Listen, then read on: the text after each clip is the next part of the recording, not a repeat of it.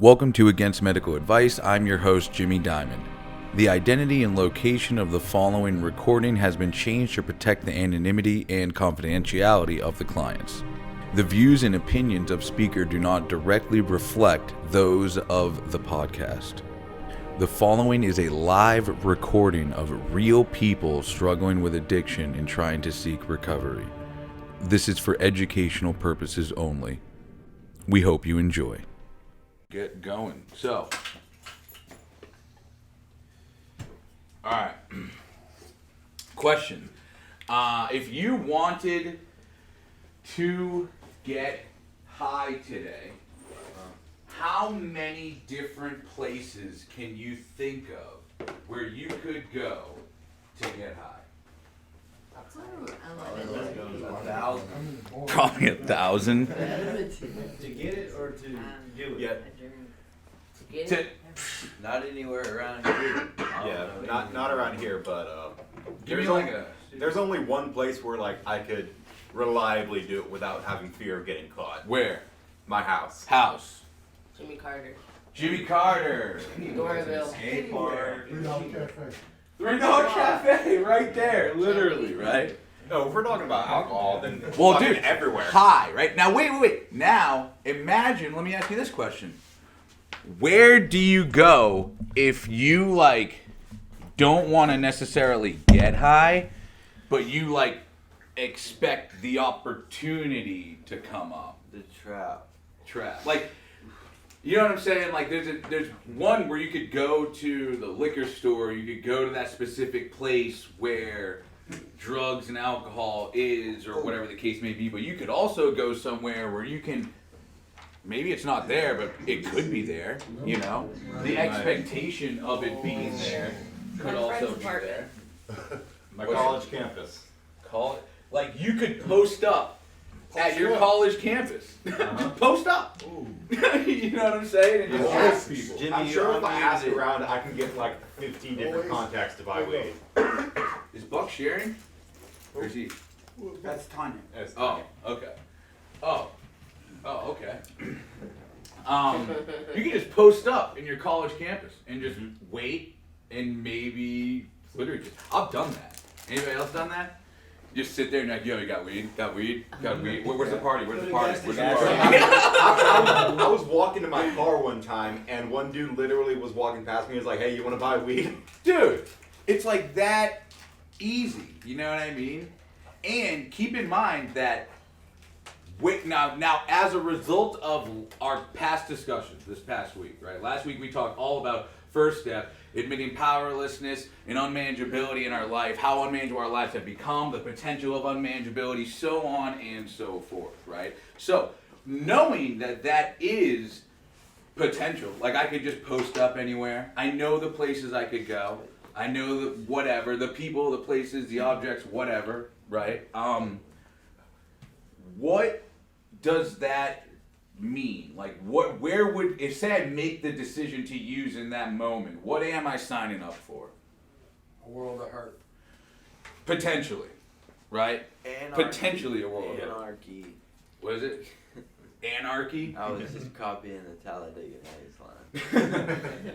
I like to think of it as hopelessness. Yes. Those places, those people that we have identified are places where the opportunity for hopelessness is present. Okay, that's first step. First step is hopelessness. We have reached a point of hopelessness. By the end of the first step, when we talk about the reservations, we talk about surrender, the unmanageability, the hope is that you are so bogged down with talking about your addiction that you're like, dude, what's the answer? I don't want to talk about that anymore. How the fuck do I get out of this? You can start counting.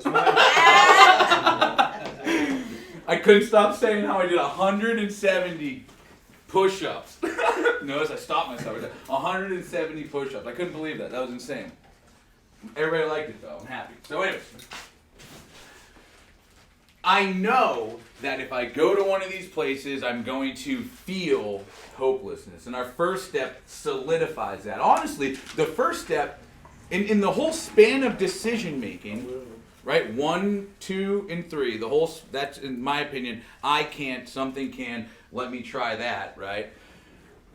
The first step proves to ourselves beyond a reasonable doubt that we cannot use. Using will probably bring us back to where we were, potentially jails, institutions, and death. For us, as these people in this room right now, it may not pertain to other people, but it does pertain to us in this room right now.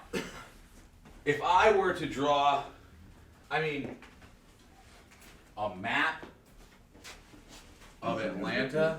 Literally just got to be literally. Alright, I'm going to mute you on. If you would like to share on Zoom, please feel free to unmute yourself and share. But in the time being, if you are going to be on the phone or something like that, I'm just going to mute you. This is a map of Atlanta. Now, say I were to give you that same question, where would I go for if I wanted to get high, if I wanted to use, right? Where would I go if I wanted for my life to be unmanageable? If I wanted to experience my powerlessness over addiction, right? Because that's what that is. You will experience a powerless, maybe not in a physical manner, like you're going to go through withdrawals, but you will have the desire to use. That's powerlessness over drugs and alcohol. Maybe not addiction as a standpoint, because normal people are powerless over drugs and alcohol too. They're powerless over the marketing. You see people who see beer commercials on TV and they go buy beer. They see the Burger King commercials, they go buy fucking Burger King. It doesn't matter. It's all the same idea, right? Now, where are those places that I may experience the powerlessness over drugs and alcohol and the potential for unmanageability to occur? Dude, Look. bro. My experience is like you can go home to find love, but if you want to find hopelessness, you can find it on every street corner and every road. And you will find it. I don't even need to look. I don't even need to look. I'm just tapping on the map. I don't even need to look. Let's go way off. It doesn't matter, dude. And I could just put it in my GPS and just go there, dude. You know what I'm saying? I don't know where it went. Maybe I see where you guys obviously saw it. Okay. But that is all about first step. Now we're talking about second step. Because what happens when you do the first step, you come out with, what do I do? Okay, I see my life is unmanageable. What the hell do I do to fix this? This is where we start talking about the solution.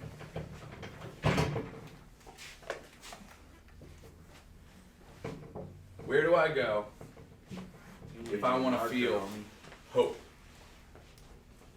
Where do I go when I want the feeling of expectation and desire for sobriety to happen? Meetings, church. Where are they? Inside. Every street corner. Yeah, basically. Same thing. And online. I need to know individually where these things are. I have to. Well, Peach Street Corners. What are these things? They're not just, that answer that we just got was Wrong. pretty broad, just as broad as the other one. But if I was to literally be like, yo, what's the address? You'd have it for the Something like liquor store, the drug dealer, whatever. Do we have the address? Do we know where these places? Do I know the people who give me the feeling and expectation for sobriety to happen?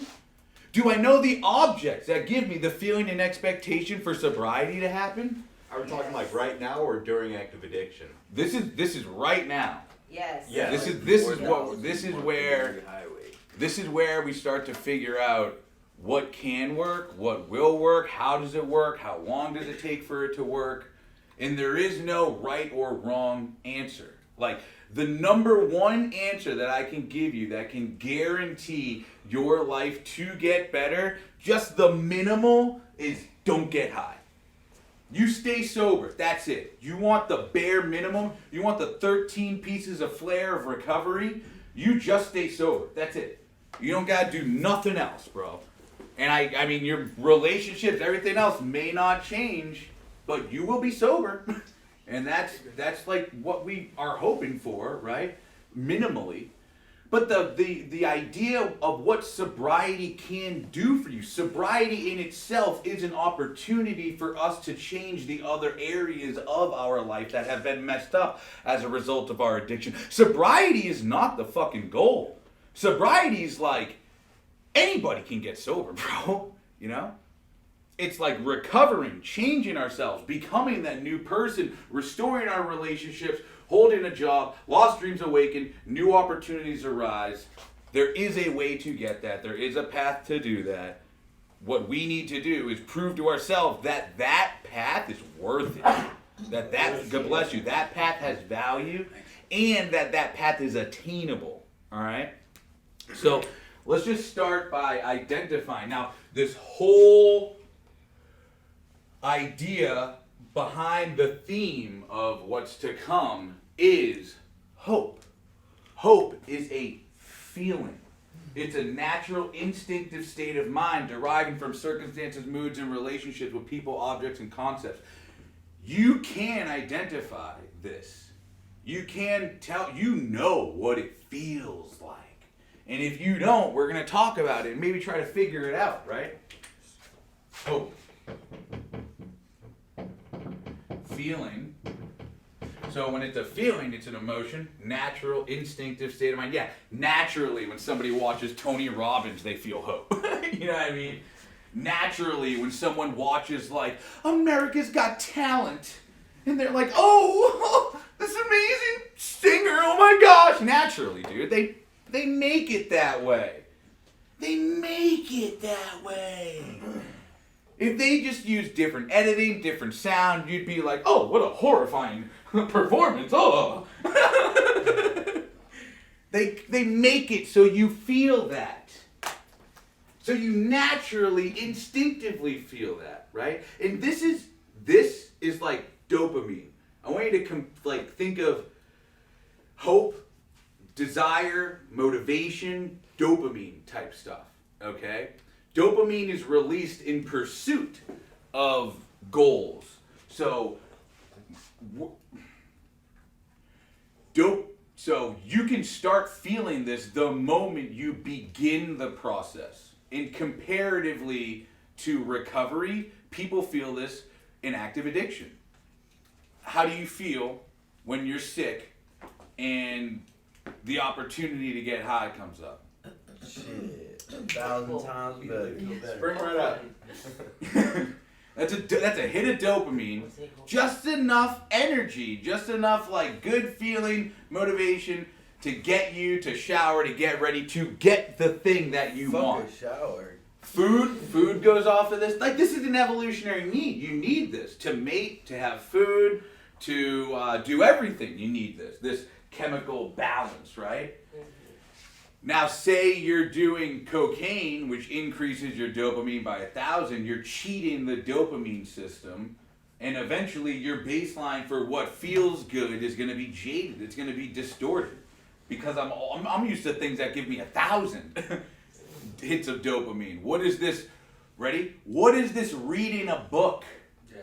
What is this sponsorship, bro? What is this meeting? I need something of equal or greater value. No, you don't. That's a drug. You see people, and mind you, the second step. Let's just keep in mind what is the second step. We came to believe. Power greater than ourselves could restore us to sanity. This is where people get messed up. Sanity. The ability to think and behave in a normal, rational manner.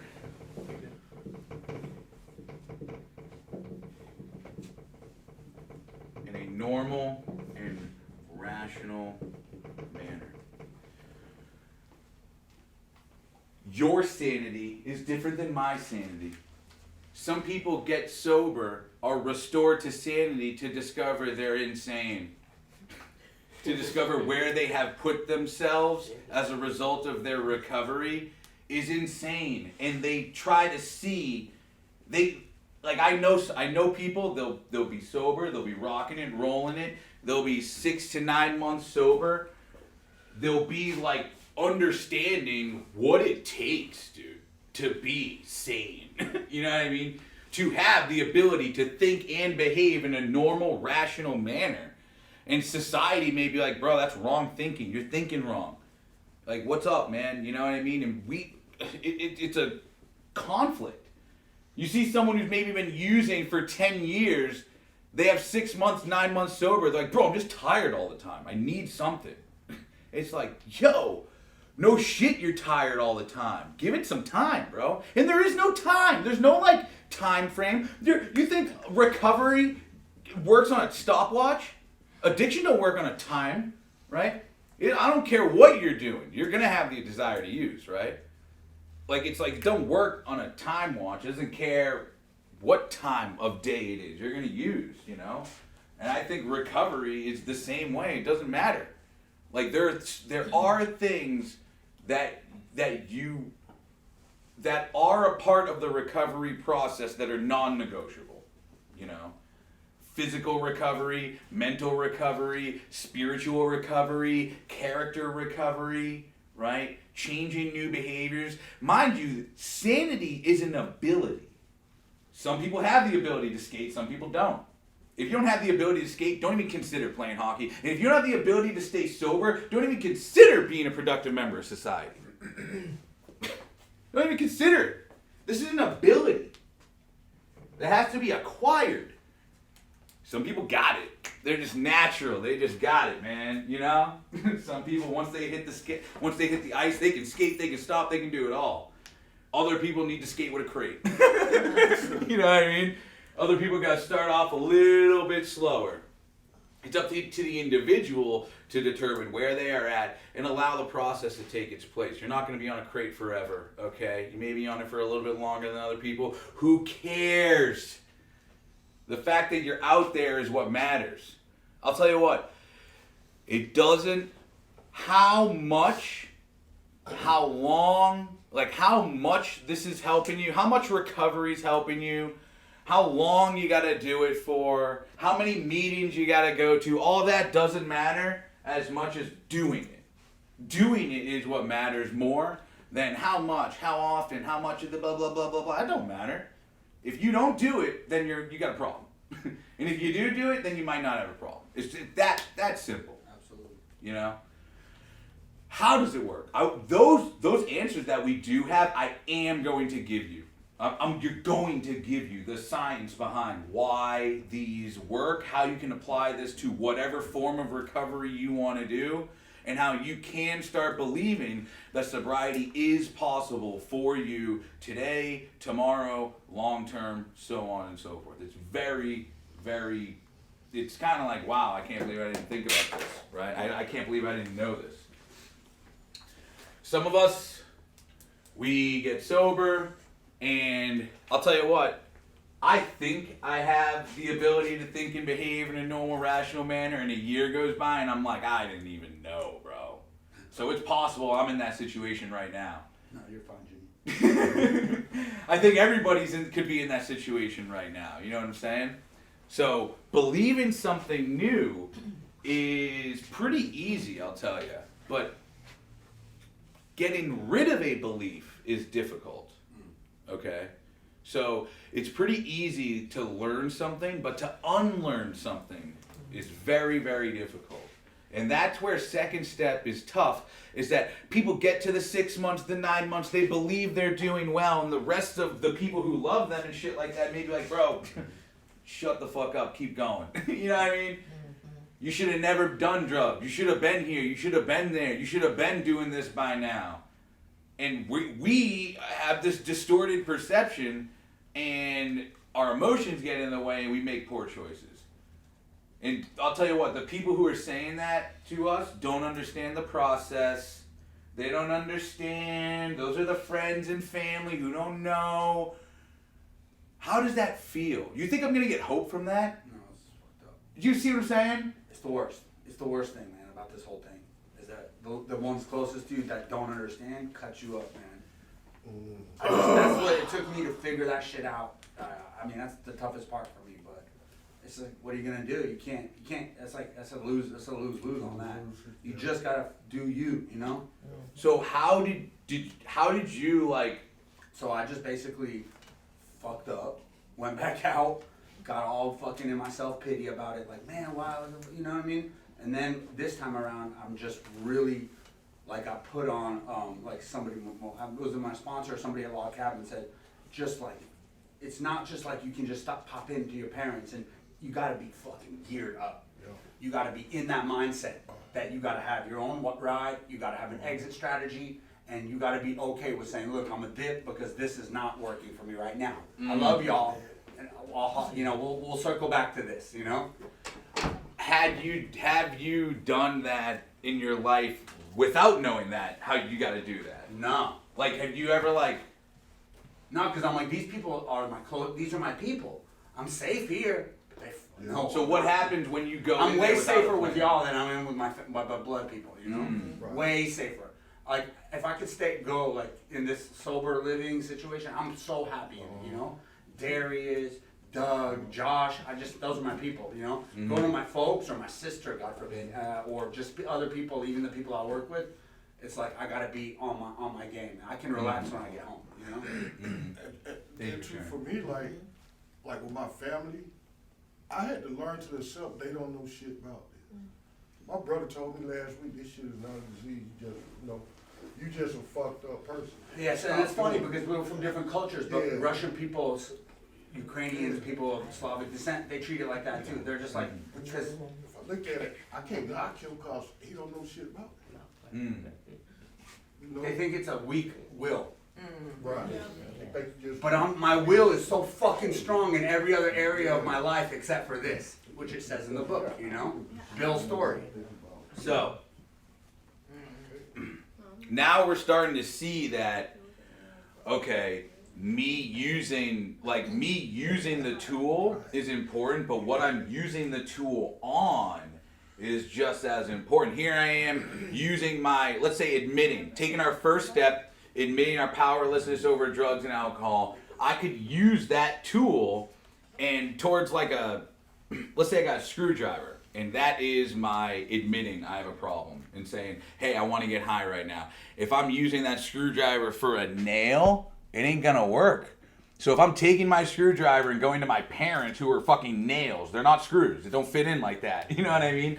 Then I'm gonna have problems and I'm not gonna get the fucking result that I need until I go to someone who also is in recovery. Then they can maybe give me the answers that I fucking need and support me. But when I go to my mom and dad and I say something like, yeah, I'm just having a tough day, dude, I just want to fucking get high today, they're like, what the fuck is wrong with you? Are you an idiot?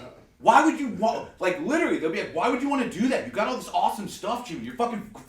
Everything's going great. Why would you want to get high? It's like, dude, just sharing how I feel, man.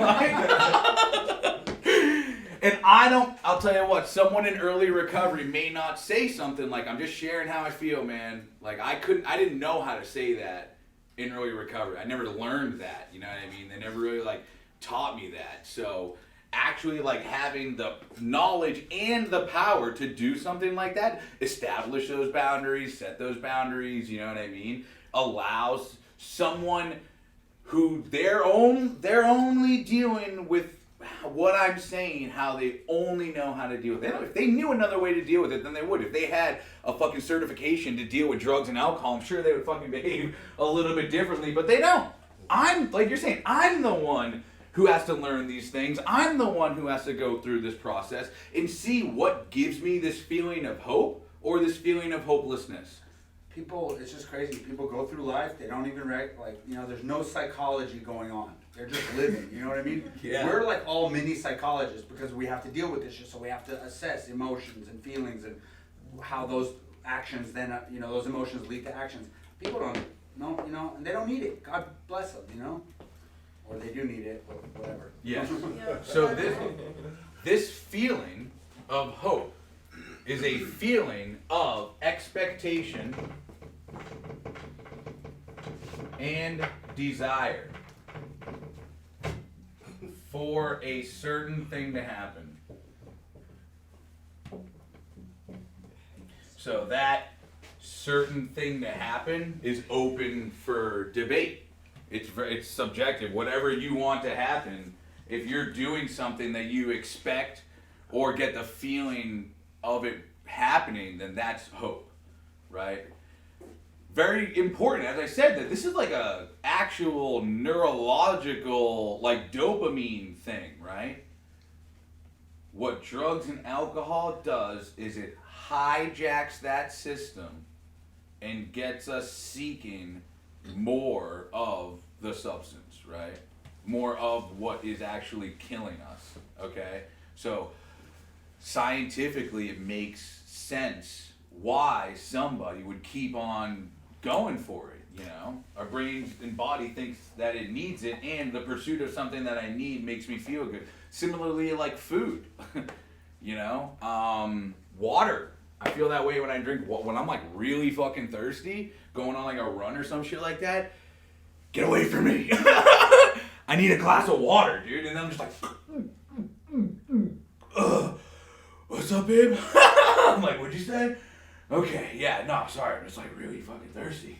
And then I'm able to go on, right? And if I went to my fucking sink or my Brita and there was no water, I would be upset, I'd be distraught, I'd be a little fucking frustrated, you know what I mean? There's no water, but god damn it, go to the sink, you know what I'm saying? I would be upset.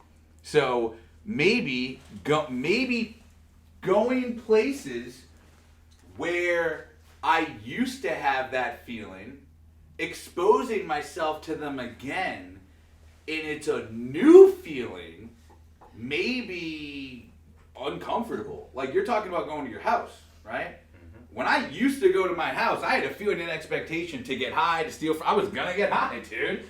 Like when I was going to my house, I'm getting money, I'm getting high, something's happening, I'm making something happen. You know what I'm saying? Now, going back to my house, does that feeling go away? No, it's crazy. Bro, you see what I'm saying? Like, my brain doesn't know. You think my brain is like, oh, it's been a certain amount of times that you've had no drugs. We're going to not think about this. We're not going to feel this. No. It's gonna come, bro. You're gonna have... not going to say you're gonna. You could. All right? There is potential for it. All right? I know for me, that's what happened to me. You know? Yeah, it was like whenever I went home, like for like Christmas and stuff like that, I just swung by my house like to pick up a few things, and like I saw my piece, and I had this craving. Is like I really want to smoke some weed right now. Powerlessness, man. That's what I'm talking about, right? Now, that is gonna happen. Mind you, you could go your whole life just not acting on that desire. And your life could get better, right? What I'm saying is getting to a point in life where that is not even a thought, a consideration, automatically does not even associate with my character, my spirit. Like, that's what the type of shit I'm talking about. Like, seeing a glass piece is the same as seeing a fucking fan. You know what I mean? Like, that's the hope that I have, right? Okay. A feeling of desire and expectation for a certain thing to happen. What do you have hope in today? Like, so now that we've kind of talked about hope a little bit, talked about the difference between hope and hopelessness a little bit, asking the question again, where do you get your hope from today? What do you have hope in today? Like, feeling an expectation for sobriety to happen. A better life. That's what I'm pursuing. So, what do you do today that gives you that better life? Like, what do you do today that you hope gives you a better life tomorrow? Well, keeping my sobriety first, and that going to meetings, whatever it takes to keep my sobriety first. Let's just talk about just the simple comparison between Today, if you stay sober, you have hope for staying sober tomorrow. Today, you use. Do you have hope for sobriety tomorrow? Do you have an expectation to be sober tomorrow if you lose sobriety today? I wouldn't. Bro, as simply as I can put it, right? What does a meeting, what in the meeting gives you hope? People. Fellowship. Fellowship. What's the difference between the people and the fellowship? I guess with people, like, you get to see that other people are going through the same thing you are. But with fellowship, you actually have connections with those people, and you get to have a relationship with them. Well, just seeing their sober time, some of them, I'm like, 30 years? Yeah. You know, like, what the hell? Right. It is scary. Or like, there was a guy that had 45 years, something like that, and I'm like, oh, you're still at a meeting, bro. Yeah. And we get hope from that. Yeah, yeah. What were you saying you get hope from?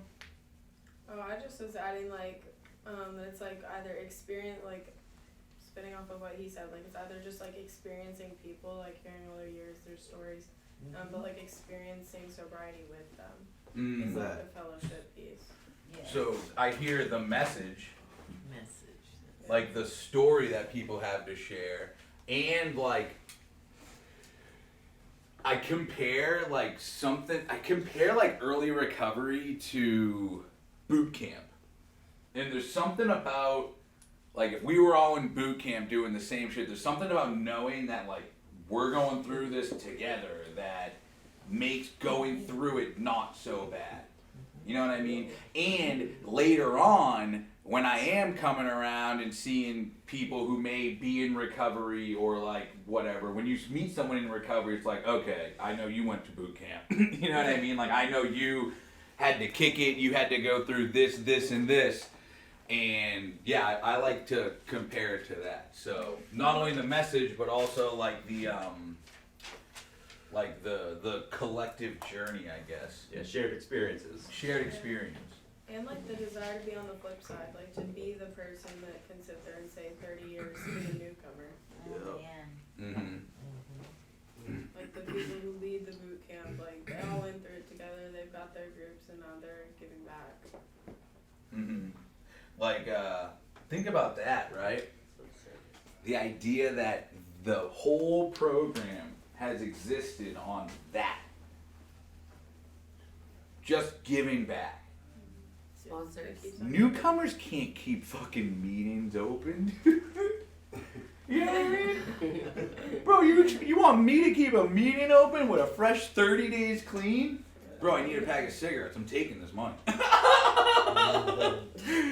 I would take the money out of the basket. I would like do this and that. It's like, thank goodness there are people who have been where I'm at, got to where they are, and have the compassion, empathy, and brotherly love to continue giving back so that someone like us can go in there, right? Jimmy, I went to a meeting last week. There was no compassion, brotherly love. The dude straight up said, I do this shit because it keeps me sober. He's like, he was real rough around the edges. Yeah. And he's just like, this is, you know, I mean, sure, he might have some work to do about tapping into what it really is, but that's kind of the way he presented it. He's like, you know what I mean? He's like, you guys are giving me way more than I'm giving you by being the administrator of this meeting, you know? So there's that too. Yeah. That to me is like the beauty of your own journey.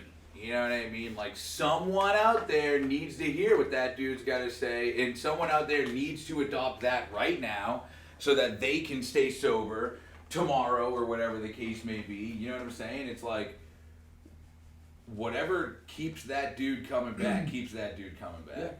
You know? And if you want to really boil down to the program, it is a 100% anonymous fucking program. You don't got to do nothing, bro.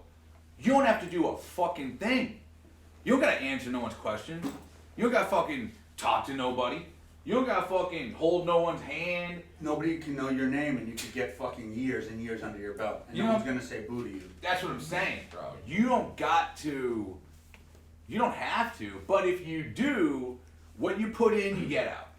So like, The probability of you staying clean by being involved and being open is probably better than just being in the back of the room. You know? right. And when we talk about third step, we talk about we're gonna dabble a little bit in it, like in this unit, but it all depends. Like you could, I've seen people stay sober doing the bare minimum. But very rarely do I see people like recover doing the bare minimum. Like to become a different person, to recover for real. They just stay in the same spot. Yeah, like dude, use exercise, bro. They're just miserable sober people, and that's not what we're trying to. That's what I'm not trying to get at. You know. That's what I'm saying. My dad's got 18 years, no recovery. Fucking miserable as shit. I see people go to the gym. They do the same fucking thing. They don't grow. Totally cool, bro. You know what I mean? Like they just go in, they just walk on the treadmill, and that's what they do. You know what I mean? Totally cool. Fuck yeah, dude. I want you exercising. I want you getting out there. Like I want you to go to meetings, bro. Go to the meetings. You know what I mean? You're gonna get to a point, but if you want to get to the next point, get involved. That's pretty much as simply as I can put it. And keep in mind that although we are talking about 12-step programs right now, 12-step programs are not the only way to get recovery. This ain't a 12-step program. This is not a 12-step program. Okay? This is like a behavioral health treatment facility for addiction. Okay? So, a little bit different than a 12-step program. You got to pay money. You got to sign a bunch of documents. You got to have insurance. You got to have a license. You got to stay sober. You got to clean up after yourself, right? None of that is like, it's the 12-step meetings are the bare minimum. You can go to therapy after this. You can do medication, psychiatry. Don't undervalue religious. People going back to religion. Celebrate recovery. Whatever you want to do. There's many different things you can do.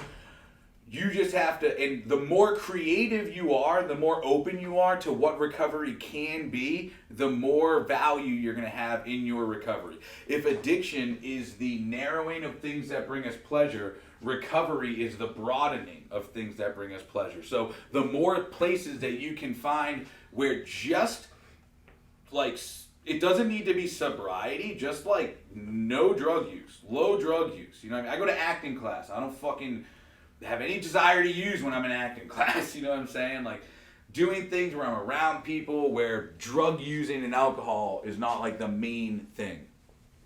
So for hope, where do we get our hope today?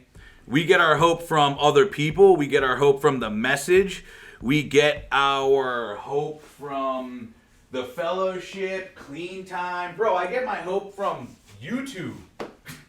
I get my hope from the Bible, dude. My kids. I get my hope from exercise. I get my hope from you guys, dude. I get my hope from all over the place. I mean, if in active addiction, everywhere I moved was an underlining of like the expectation to use or get high. It just was, bro. And if there wasn't that, I wasn't going. Am I right? That's the point. I wasn't even going. And that may be where we have to start this. Just for us, just for today. That's why this treatment may actually fucking work. Because you wake up like, fuck, I can't get high today, I'm in rehab. You know what I mean? Like, those might be thoughts that people have, and that's how it has to be, like, the moment you wake up. Because in using the moment I woke up, I got high. Okay. So now we're going to go through any questions on hope. Now, the thing that you want to do is you can map this out. You have to have usually we do a map. I'm not going to do that today. We're going to do it in a different class. But usually you map it out and you can put where is hope? Like physically, like where are the locations? So this is why 90 meetings in 90 days is important, because hopefully by 90 meetings in 90 days, you know where the meetings are, you know when they are, you know who's gonna be there, you don't have to Google it, you don't have to think about it, you're not having to wake up in the morning and be like, how am I gonna get to a meeting today? I need a ride, I need this, I need that, oh God, who's gonna be there? Do I have $1 for the basket? Just fucking get there. Just get there, bro. Figure it out later, right? Just get there, figure it out later. That's the best thing I can say. But when you figure those things out, you do it one time, you don't have to do it again. Those are where the meetings are. That's where they're at. That's where I'm going to get some of my people, right? You got a map, you got time. Your map could be on your phone. What channels do I watch for hope? What channels do I watch to, the Bible channel? What books do I have? And my books nearby, where are they? Is my book collecting dust? Is it dusted off? Right? It's one thing to have the tools, it's another thing to use them. Some people know where the meetings are at, when they're at, and everything like that, so they can just go whenever. And again, that is that bird in a cage that I usually draw. And eventually the cage closes and they don't have the opportunity to go anymore. Like imagine if you were like, bro, I know where all the meetings are at. I know where they're at. I can go whenever I want. And then you catch a case, you end up in jail, and now you're forced to receive H&I meetings. I fucking hope somebody would come in here and bring a meeting to us. You know what I mean? So it's either you can use the freedom you have now and choose the meetings that you want to go to, choose what your recovery can look like, build a recovery that works for you, or you can let somebody else handle it. Like right now, Southeast is mostly in control of your recovery. They're like, we're going to have Jimmy in, you know what I mean? We're going to bring him to meetings, we're going to do this, that, and the third. This is what you guys are going to eat. You go through this right now because we need the support right now. The support is essential. And then there comes a point where we need to take care of it on our own. Put our big boy pants on. Yeah. I really like the quote that says, if it's important enough to you, you'll find a way. If not, you'll find an excuse.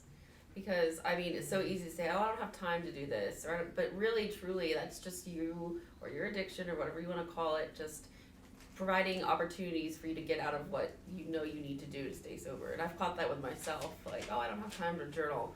Well, I do. I just am not prioritizing it. So, I think it's important to have that self-awareness in your recovery. I think the other thing that for me the 90-90 is good because it's like all the shit you said, knowing where it is, the people, all the logistics, but it's also the fact that the people around my life, my people in business, my family, by 90, they're gonna fucking know that I'm doing this shit. You know what I mean? And that way, it's like, cause I'll try to be like under wraps for the first 30, where do you go? Gym, hockey, all making shit up cause I don't want everyone to know that I got problems. But then you just fucking are like, fucking, I'm going on a meeting, dude, And then it's just so much, you're so free, And then people start accepting, cause nobody's really gonna judge you bad, you know what I mean? I mean, they might in their own, but they're not gonna outwardly fuck with you, So then it's just so much easier. And when you don't have to say, where are you going every time, you just walk out the door. And they look at their watch and they're like, oh, it's 6:30. Yeah, he's got that 7 o'clock thing that he always goes to every day, Bro, it's like you said, it's freedom, bro. Yeah. It's freedom. And you're like not sitting in the meeting thinking, fuck, I left work early or I left in the middle of something. You're just focused on the meeting. You might hear something that'll save your life, That's, bro. And again, like I was saying last week, I don't know if I was saying it here, but I was saying you can't think of two things at once. If I'm in a meeting thinking about the lie I just told or whatever, I'm not focused on the message, dude. I'm not getting that. I'm not getting that feeling, that expectation, that desire. Which is why they say share whatever, like if you got something going on, share that shit because we need you to be clear-minded so you can focus on everything else that's happening. Dude, it's like weird how science-based it really fucking is, dude. It really is weird. And I mean, think about the positive side effects that come from going to knowing where your meeting's at, going to it every single day. Dude, at least for my family, they would be like, well, fucking at least he's not getting high. You know what I mean? He's in a meeting, bro. You know what I mean? Like, And it's just like that's the same relief that parents get from having a child in rehab. Oh, thank God they're in rehab, dude. For I can relax, I can recover. And what you're doing when you're focusing on your recovery outside of here, you're continuing that periodic stress relief, dude. You're continuing that hope for them. They need that hope too. They need to fucking make sure that you're staying sober and you're doing this. And they'll try to control you, bro. And they'll try to get you to do it the way that they think is the way you're supposed. Bro, my parents were like, you're detoxing in the house. You're not detoxing. You're staying here. And I was like, yeah, sure. You guys know best. And then you're in South Florida. And then I'm in, bro, you see what I'm saying? You know? So my parents could easily be like, dude, it's Christmas. What are you doing? You're going to a meeting? And I could easily be like, yeah, you're right. I don't need that stinking meeting. You know what I mean? But I'll tell you what. You don't need to go, you got to get creative, bro. There are ways to get your meetings and maintain your responsibilities. And in my early recovery, I had to make decisions like, hey, I'm going to this meeting, Mom. I'm going. I'm sorry. I love you. I stayed here, did the hours, did the presents, all that, you know, but I'm going to go to this meeting. I'll catch up with you guys afterwards. And dude, moms are crazy. They're like, how could you go to a meeting at 7? The roast comes out of the oven at that time. You're gonna miss it, you know? I'm like, sorry, Mom, I'll eat it cold, you know? That, dude, it doesn't feel good doing that. But they get used, it's just a few times. And that's the thing, though. You know what I mean? Like, it doesn't feel good looking at my mom and saying, I need to go to this meeting. Right. Or like, hey, I love you, I need you to back off a little bit. You know what I mean? Like, but sometimes moments like that are what we need. We get it. It's just, there is hope in it. There is hope in all of it. It's not all the time. They get your wavelength after a few times, you know? Yes, yeah. And then you're just able to bounce. That's it. it. They don't say shit. And they won't say shit. And then it gets to a point where they begin to have hope that everything you're doing is setting you up for sobriety tomorrow. They're just so used to when you leave, who the fuck knows what's gonna happen? They might get a call from the cops, they might get a call from you in jail, you know what I mean? Mm-hmm. That's what they're used to. So they're like, you're leaving? I'm gonna come back. Mm-hmm. Better, you know? Mm-hmm. So, in order to figure out where to put my hope in, like what do I put my hope in, right? How do I acquire this ability? The first thing we go through is pretty much like a reiteration of the first step. So for anyone who has any problem thinking that they need this ability, like if there's someone in here who's like, nah, I have that, I'm saying I don't got it, dude. You know what I'm saying? I don't even got this. So for you to think you got this ability to behave in a normal, rational manner, go back to first step, bud. All right? You need to remind yourself of the insanity that addiction has caused us powerlessly. Like, had no control over it. All right? If there's any questions about that, we can go back to first step and remind ourselves of how unmanageable our addiction had become. But for those of you who are ready to dive into the second step, we're first going to talk about insanity and how insane we were in comparison to what sanity may be. So let's say sanity is the ability to think and behave in a normal, rational manner. Insanity is the inability to do that. I don't have the ability to think and behave in a normal, rational manner. I have no idea what to do. Insanity is, hold on. Doing the same thing over and over, expecting a different outcome. That is correct. Anybody else have another definition of sanity? Insanity? Doing the same thing over and over, expecting different results. Then there's another one that's a state of mind. Insanity. State of mind. Everybody seems pretty cool right now. Your state of mind right now may be chill, normal, baseline right now. If you were in the state of anger, your behavior may be different. Your posture may be different.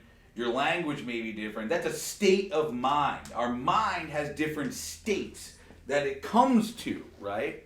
Insanity is a state that the mind has come to, okay? You see what I'm saying? Are we following this? Yeah. Okay. State of mind which prevents, question? Oh. State of mind which prevents. You're not getting in here. What? Oh, hey, I'm preventing you, right? This is a state of mind that prevents normal perspective to perspective social interactions and hey Siri, define insane. What the? Wake me up at 3 a.m. I ain't never heard you. I set your alarm for 3 a.m. Fuck you, dude. Stop, guys. That was bold. Hey Siri, Cancel alarm for 3 a.m. define insanity. I couldn't find the alarm you asked Oh God, dude.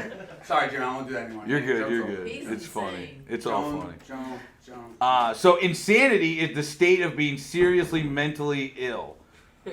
Wow. Insane, by definition. Doing the same thing over and over again and expecting a different result. Yes, we know that, dude. I said that. But that's not what the Webster Merriam insane definition. I feel like you should know the name of the dictionary by now. The dictionary? Yeah. I should. That's what I'm saying. I don't know why. State of mind which prevents normal perception, behavior, and social interactions. I knew it was behavior. That's a good Okay. one. I like that better than the other one's good, but I agree. it's Say it old. again. You know? Now, state of mind which prevents normal perception, social interaction, and behavior. Now, that state of mind is it's open. Like anger is a state of mind, hunger is a state of mind, thirst is a state of mind. You know what I mean? Now, people get into these states. If I'm hungry, you use hunger, okay? If I'm hungry, my perspective is different. I'm like, yo, I'm just gonna eat this.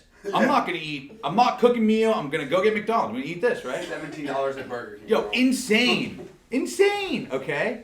It can also impact my social interaction. Hey Jimmy, how's it going? Fine, dude. Where's the fucking bananas, dude? Anybody seen? You know what I mean? You'd be like, yo, you really want a fucking banana, huh? You know what I mean? My social interaction, how I'm interacting with people may be short, maybe a little bit different because I'm in a state of mind of hunger. And my behavior, when I'm really hungry, I binge eat. Binge eat, dude. My behavior around eating is non-stop. One's too many, 1,000's never enough. You don't skip You dessert? should have seen me. Huh? at You don't skip detox. dessert? Don't even get me started on dessert, dude. It's like a cigarette. It is, I swear to God, dessert is a cigarette. The moment I'm done eating, I'm like, all right, where it at? You guys want to fucking use sugar? What's up? Cookies, cake, what is it, dude? The same with a fucking cigarette. I used to be out the door thinking about a cigarette before I was done with my meal, and I'm often thinking about what I'm going to have for dessert before I'm done with my meal. My behavior around food, some people can have insanity around food, and it's too little. It don't got to be too much. I'll tell you, anorexia is the deadliest mental health disease out there. Deadliest. Did you know that? You know? Addiction isn't? No. It is kind of a form of addiction, though. It is, yeah. As somebody who Solitary. had to. Yeah, bro. Google it. Look it up. Do your research. Matt, get the phone out. Right? Get the phone out, let's search. Now, no, do it on break. Okay. Some people, ready? Here you go. They're so addicted to information. There's no time in between having no answer and needing an answer. And they go out of the social norms, which is no fucking phones in here. And they'll say, yo, no, I need to know. And they justify pulling their phone out and looking up an answer when it's like, yo, no phones. Sorry, I must have elbowed you, dude. Bam! Right?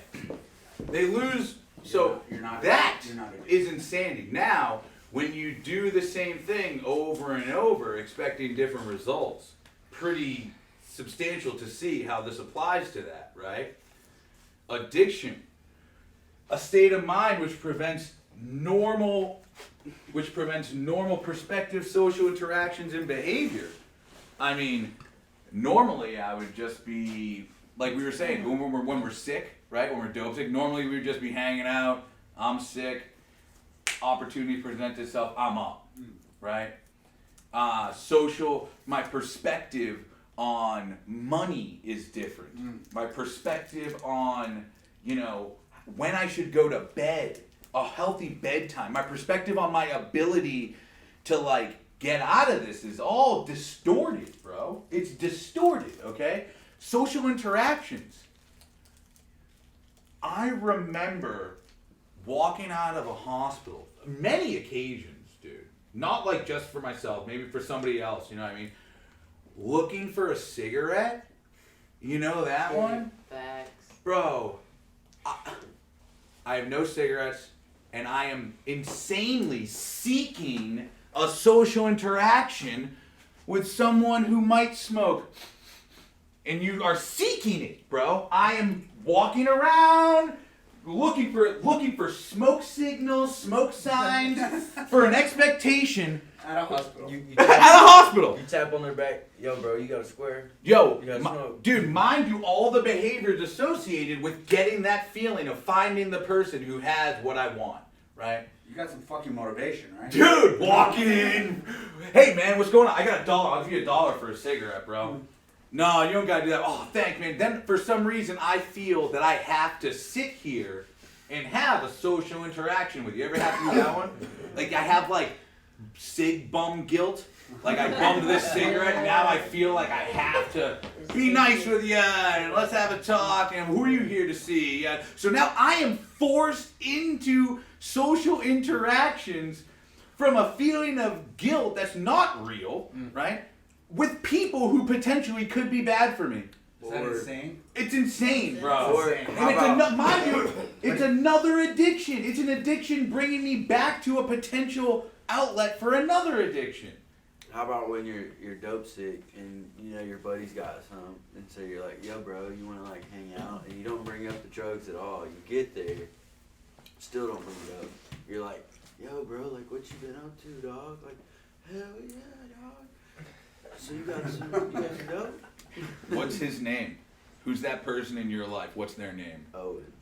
Avoid Otis. Owen. Avoid Owen, dude. I don't give a fuck what their name is, dude. Avoid them. Stay away from them. You just self-diagnose some shit that you may do. That is a literal... here's the thing, bro. Some people have a difficult time identifying insanity, insane behavior, and all that. Alright? I'll tell you what. I have a problem with biting my nails. I'm consciously trying to bite my nails, dude. Consciously trying to not bite my nails, dude. And there's a couple stages. Sometimes I'll want to bite my nails and I'll look at them and be like, nah, bro. And I'll put them in my pocket. That's the best thing I can do. Because there's a lot of dirt under there, too. Yes. Sometimes I will just be biting, Same. While you're watching TV and shit? No, when I drive. Oh. It's when I drive only. And then you look over and somebody's looking at you and you're just like... Dude, and I'll rip, ready? I'll rip it. It'll start bleeding. Yeah. I'll push on it. Yep, dude. Yeah, man. You know what else I'll do? Ready? Now, I can stop the behavior before it starts, and I'm like, I can't do that. Other times, I'll be 4 nails in, and I won't even know until I'm 4 nails in. I'm like, fuck, bro. Wear gloves, yeah. I gotta even them out. You know what I mean? Yo, I swear, addiction is the same thing, bro. If some people, the best thing you can do is identify you want to do it and implement a behavior or something to prevent it. If you don't do that, Some people don't realize they got a fucking problem until they're 4 fucking nights in. Until they're 4 bags in, bro. And they're like, 4 years fuck. in. How did I get here? How the hell did this happen? And now I gotta wait for my fucking nails to grow. I gotta hide. If you were to look, some days when I get here, if you were to look inside of my pockets, you would just see blood in the pockets because I put my hands in my pocket like this and fucking do that, right? Fucking crazy, right? It don't matter the addiction. The opportunity is there. It don't matter. And mind you, if we were to go back with what we can be addicted to, it can be fucking anything.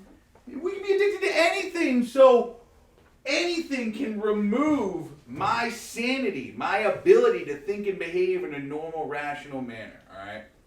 We're going to take a break for about 10 minutes or so, and when we come back, we're going to go through some of these questions on insanity. How have I been insane? Breeze through them so we can start getting into believing, the process of believing. How do I start believing in things? Awesome. Sounds good. So, in here it says if we have any doubts of our need for renewal of sanity in our lives, we're going to have trouble with this step. Reviewing our unmanageability should help us if we have any doubts. Now's a good time to take a good look at our insanity. Did I believe that I could control my using? Yes or no? What were some of my experiences with trying to control my using, and how were my efforts unsuccessful? I would get sick. Smaller bottles of vodka. Buying small bottles of I'll only drink whenever I get out of class. Only drink when I get out of class. How were my efforts to control my using unsuccessful? I drank before class. I would like a lot so much and then be like, this is for today. And then I didn't ever put that much. Yep, more and more and more, yep. Anybody else? I would just go back to the store. I would only buy a certain amount, but then I'd end up going back to the store. I'm gonna do 0.1, just twice a day. Then it's like gram and a half. Do you ever? I like how you brought up controlling the buying. I remember being like, okay, I get paid on Friday. This is going to bills. This is going to food. This is going here, and this is going to drugs. And then like Wednesday would come, and I'd be like, this is going to rent. This is going to food, and this is going to drugs. And then Thursday would come, I'm like, I gotta pay rent, but I don't need to eat, dude. And then the day comes, and I'm in front of the dude, and I'm like, take all of it, bro. Fuck food, I just need drugs. It's like the closer I get to it, the more I get obsessed and like want more and all, and it's just like I can't, managing the rest of my life just falls to the wayside. What things did I do that I can hardly believe I did when I look back at them? Did I put myself in dangerous situations to get drugs? Did I behave in ways of which I'm now ashamed? What were those situations like? I sprained my ankle pretty bad hopping a fence when I lost my key card from a condo. I hopped a 10-foot fence, landed, and couldn't run or walk for like a couple weeks, maybe a month. Oh my goodness. Just to get alcohol at 10 o'clock on a Tuesday morning. Oh. That's the icing on the cake. Oh my god. Oh man. It was a low moment, but especially when the guy was walking his dog, like having his morning coffee and watching me. Don't mind me. Couldn't he open the fence for you? I was too embarrassed. Things I can hardly believe I did when I look back at them. Things that make me shudder with shame. I lost a car. Oh. Lost Basically, You lost a car? I totaled a car too. Yeah. Totaled yeah, a car? I wrecked my mom's car like 50 I feet didn't in get the a woods, DUI. then left it and went and got drugs and then came back. And got Oh my god, dude. Did I make insane decisions as a result of my addiction? Did I quit jobs, leave friendships and other relationships, or give up on achieving goals for no reason other than those things interfered with my using? Absolutely. Yes. I remember picking classes in college around my using. Yep. Like, dude, I'm not getting up on a Friday morning at 7:30 class, bro. You know what I mean? Like, I wouldn't even go to class. dude, that's what I'm saying. So here I am changing my schedule based upon my usage, right? Making sane decisions. Like we were talking about out there, right? I don't need this job, bro. Fuck you guys. I don't need this fucking job. You know what I mean? And then you quit. Like totally insane. And then you all got the money to pay for your drugs, and it's like, fuck. Now I gotta steal and do this and that. Yep. You ever end a relationship because it interfered with your using? Yes. Yeah. They ended it with me. Look, I'm having to share. go see somebody else. Go be with somebody else. I'm a drug addict. Nah, She was like, okay. It was more I had to share, and she was doing a little too much for my liking. What? Dude, yeah, I had this fucking chick. She was perfect for me. She would have been great. I love my fiance now. She's perfect for me. God always has an intention. But I remember looking at her being like, I didn't even look at her. I was on the phone with her. And I'm like, we gotta break up. And she's like, it's okay. We can make it work. Like, you can go to treatment. I'm like, you don't understand. Get away from me. Leave me alone. Exactly. You know what I mean? I'm horrible. You don't. And it's like, she sees this guy who's awesome and this and this. Dude, you are the only person who knows everything you've ever done. Yeah. Good. Yeah. So she is telling me I can make it work. She sees this guy who's happy and joyous and blah, blah, blah. And that's not what I see.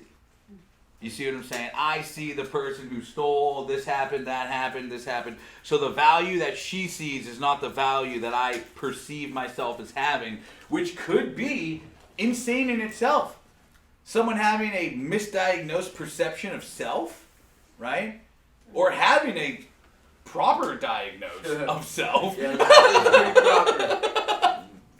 You know what I'm saying? And choosing the diagnosis over the relationship. Did I ever physically injure myself or someone else as a result of my addiction? Yes.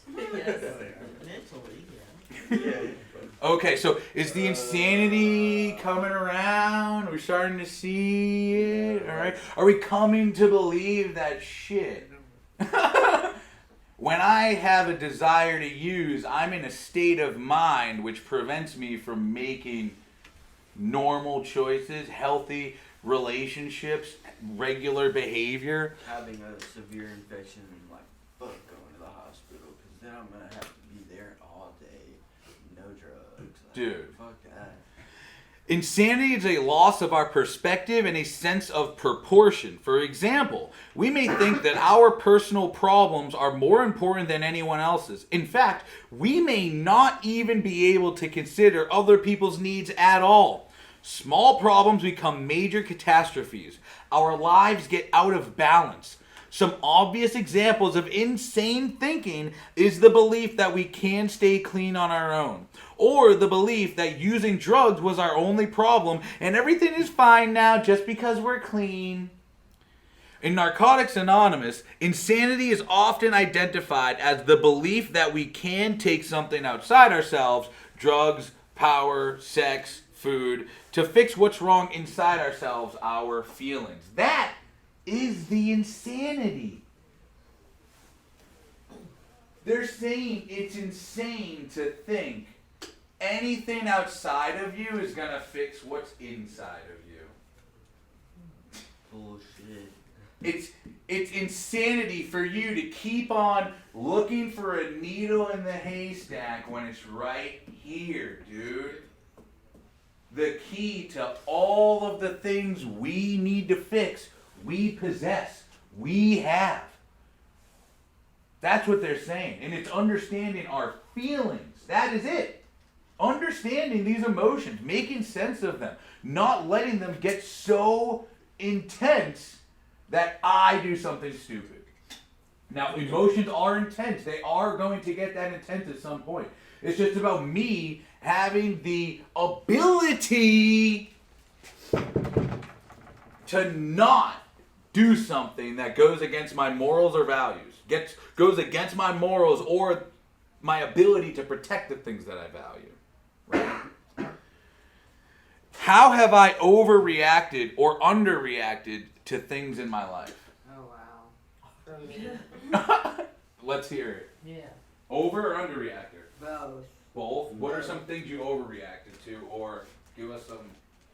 I was counting my husband's sock drawer and there weren't enough socks in there according to my mind, and I flipped shit and called him at work and went crazy.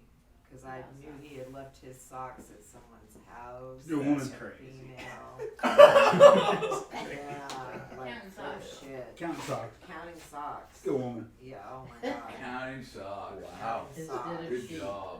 Yeah. Wow. I've been like, babe, what the fuck?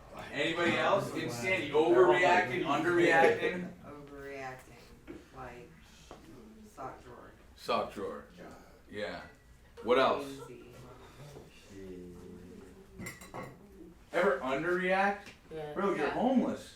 It's not that bad. I'll be Yeah. I got my Find a jokes, it's way. alright. Bro, yeah, you know what I'm saying? Oh yeah, I can't pay bills and like, I'll figure it out. When? Yeah. It's That's my like, favorite saying. I'll figure it out. Yeah. I'll figure it out. Where there's I'll a will, there's a dude. way. Think of this, right? We say, I'll figure it out. And the people looking at us are like, dude, Right. you should have figured, like, It should have been figured out. dude, like, it's just the insanity that even in a situation where it's not gonna work out, like you see some people like it's gonna work out. It's like, dude, where does that belief come from? Where does that belief come from? You know what I mean? Where does that system of belief begin? Because that is an unhealthy and untrue belief system that we have about ourselves, the world we live in, and the people in our lives. That they're wrong, they're incorrect. Like that is further demonstration of the insanity in these interactions, these social interactions, right? I would think it would be hope. Oh, really? I hope that I'll be able to figure that out. Right. I will It's- figure it out. Yes, and it's a It's a bottomless pit. No, I righteously believed I would figure it out. Okay. Like, and you would. I will Yeah. figure You it would. out. Right. Like you Being can. successful That's the burns thing. it. It's like once we get high or drunk, I can figure this out. Like that is the belief, dude. And it doesn't work. Like it just doesn't happen to work. Not sustainable. It might work Yeah, I was once or about to twice. say. Yeah. sometimes it Well, does. that's I think Depends on what drug you're doing. and I think that's the foundation of the belief system, Yeah. though. I think the belief system that we have today is based on the foundation of it has worked, it can work. Yeah, a few wins, but fuck, if you start looking at the losses. Right, ooh. right. yeah, but then you start doing really bad ideas to make it work out. Like Yeah, of high course. interest Okay. You're willing to loans, go talking further. to people who are not good people to get the money to take care of the issues. So it's just bad all the way around. What area of your life is most out of balance? All of them. Yeah. Self-care. Self-care, Yeah. Learning how to do that. Time Responsibilities. responsible, like identifying them, managing them, like Managing them. okay. Work. What was it? It's just a whole nine. The whole nine. Work, Time management. mental health, Time management. Time management. Yeah. time management, Facts. relationships. Have you been overreacting or underreacting to the relationships in your life? Probably Both. mainly overreacting. Overreacting, both, Mostly overreacting. I feel like overreacting. it's like both extremes. Like you I just lost the word overreacting. So like your underreacting gets compensated by the overreacting, which gets compensated by the underreacting. Facts. Yeah. That's like, the- I care too much about like the wrong thing, and so then I kind of like mellow out and don't care enough. About the right. And Prioritize. then it's Yes. just like playing ping pong. Yep, that you identify responsibilities, and then it's like prioritizing which one has to get handled first, and you know, you may have someone like, bro, like I remember when I first got sober, one of my number one priorities was getting my car down here. And I was fully focused on getting my parents to get my car to Florida. And there were many groups I missed out on, many moments I probably could have listened. And my therapist is like, hey, so what do you want to talk about today? I'm like, dude, I need my car. So. And you're doing just fine without it, right? yeah, dude. Totally capable. Like, and I get so obsessed on my car and fixated on it that now I start overreacting. I start blocking everything out. And literally, unless the outcome is what I want it, like if I was getting my car, it don't even matter whether I was getting my car or not getting my car. After the decision is made, there is still this like fall period of emotion. You see what I'm saying? That I need to deal with. So if I'm getting my car, I've seen people who are waiting for packages and they become so obsessed over the package that they start losing their shit. And they start coming up with these insane things, these insane circumstances, and blaming other people. And they don't even fucking look you in the face. I'm looking for my fucking package, dude. Get the fuck out of my way. I'm looking for my can't even focus. And then if it don't get here, they're still gonna be focused, hyper focused even more. And that's where the obsession comes in. If it does get here, they don't gotta worry about it anymore. And they can focus on other things. And that goes back to the addiction. I can't focus on anything else until I get my next one. It's this constant need for fucking open projects, you know? You can't just be fucking content with just like everything is chill, you're safe, you're good. No, I need fucking chaos. I need projects, bro. That's me. Please, bro. How many different open I was telling Jessica the other day, I have like 9 different open projects right now that I need to get done as I'm sitting there trying to fucking figure shit out. In what ways does my insanity tell me that things outside of myself can make me whole or solve my problems? Just like, using drugs, gambling, eating, sex seeking, something else. If there was one thing that would solve all your problems, what would it be? Codependency. Jeez. So having somebody, having a relationship with someone, healthy, a partner or something? Success. What would success be? Good grades, having a healthy social life, possibly starting a career. Mm-hmm. So your addiction tells you that could probably be it, you know? That's going to give me the feeling I want. That's going to fix my feeling inside. Mine's money. Winning lottery ticket, you know? Dude, that's what I'm saying, right? Like if I had, bro, I'll tell you what. Money is not the answer. That's right. It is not the answer, bro. I cannot stress that enough, bro. I get this is just me, bro. I can get so obsessed by thinking if I had this amount of money, then I'd be able to do this and that and blah, blah, blah. And then the money comes and you're like, I need more. I need more to just sustain, to live.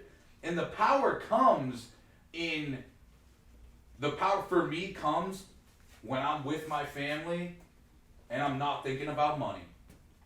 I'll tell you what, just as much as I can be with my family thinking about drugs, I can be with my family thinking about money.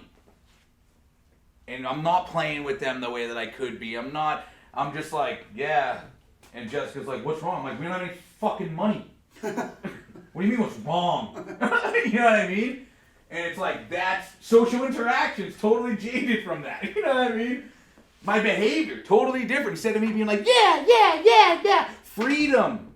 It's like this amount of freedom I think is going to come from this. Not knowing that my freedom is right now, bro. What I would give to have the freedom to be a broke kid in rehab, just going to meetings, dude. No responsibility. Oh my God, man. Or at least just responsible for yourself.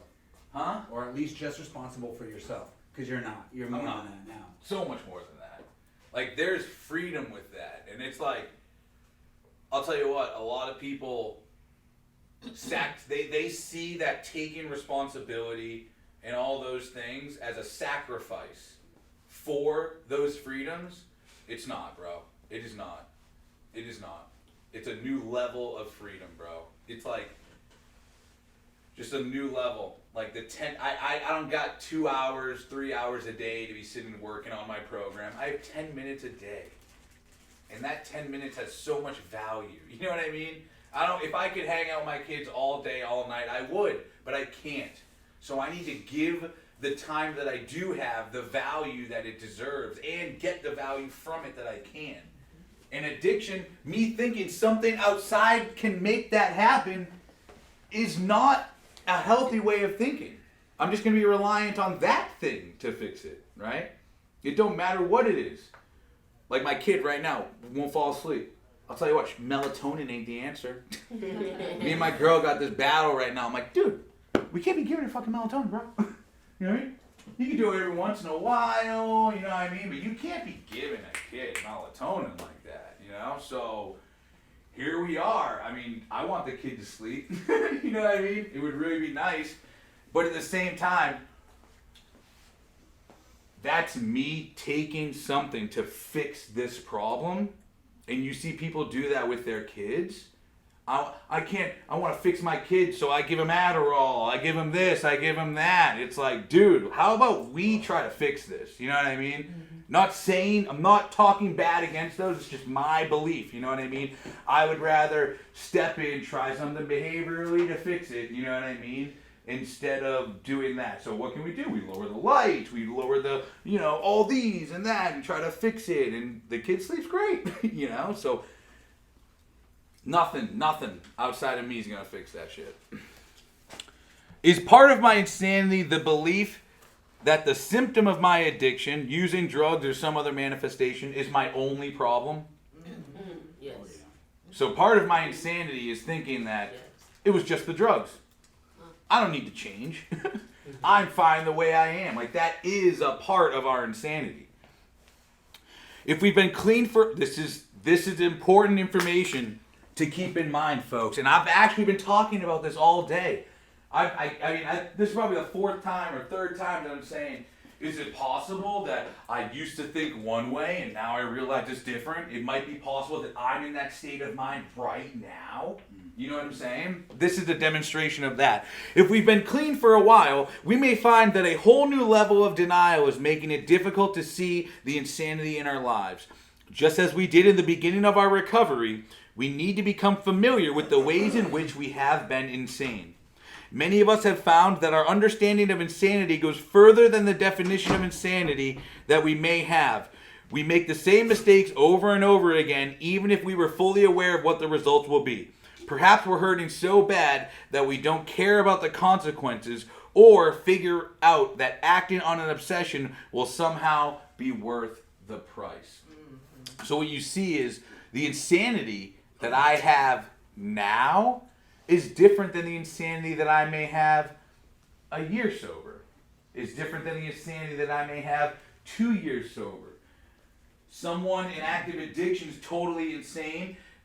That insanity is different than someone who's got a week sober. Is different than 2 weeks sober. So as the longer we stay sober, the more we start to see the areas we take our will back, the places that I need sanity in my social interactions, in these relationships, at work, here, there. When we act on an obsession, ready? When we act on an obsession, even though we knew what the results would be, what were we thinking and feeling beforehand?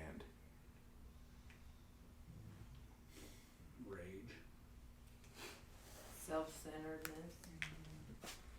This will make me feel better. I don't even know if that's a word, but anyway. Self-pity. Loneliness. Yes. Desperation. Abandonment. Self-loathing. That's the word for it, desperation. Self-molding? Self-loathing. Self-loathing. Worthlessness. Yes.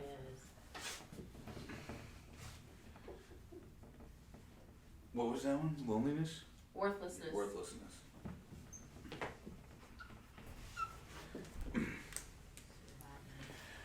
So you got this... this nut, is that what you said? Yeah. You got this moment, right? Where you're lonely, or you feel worthless, or something like that, right? And this feeling gets so intense that we make insane decisions. Okay, we make choices that go against what we know to be right. You know what I'm saying?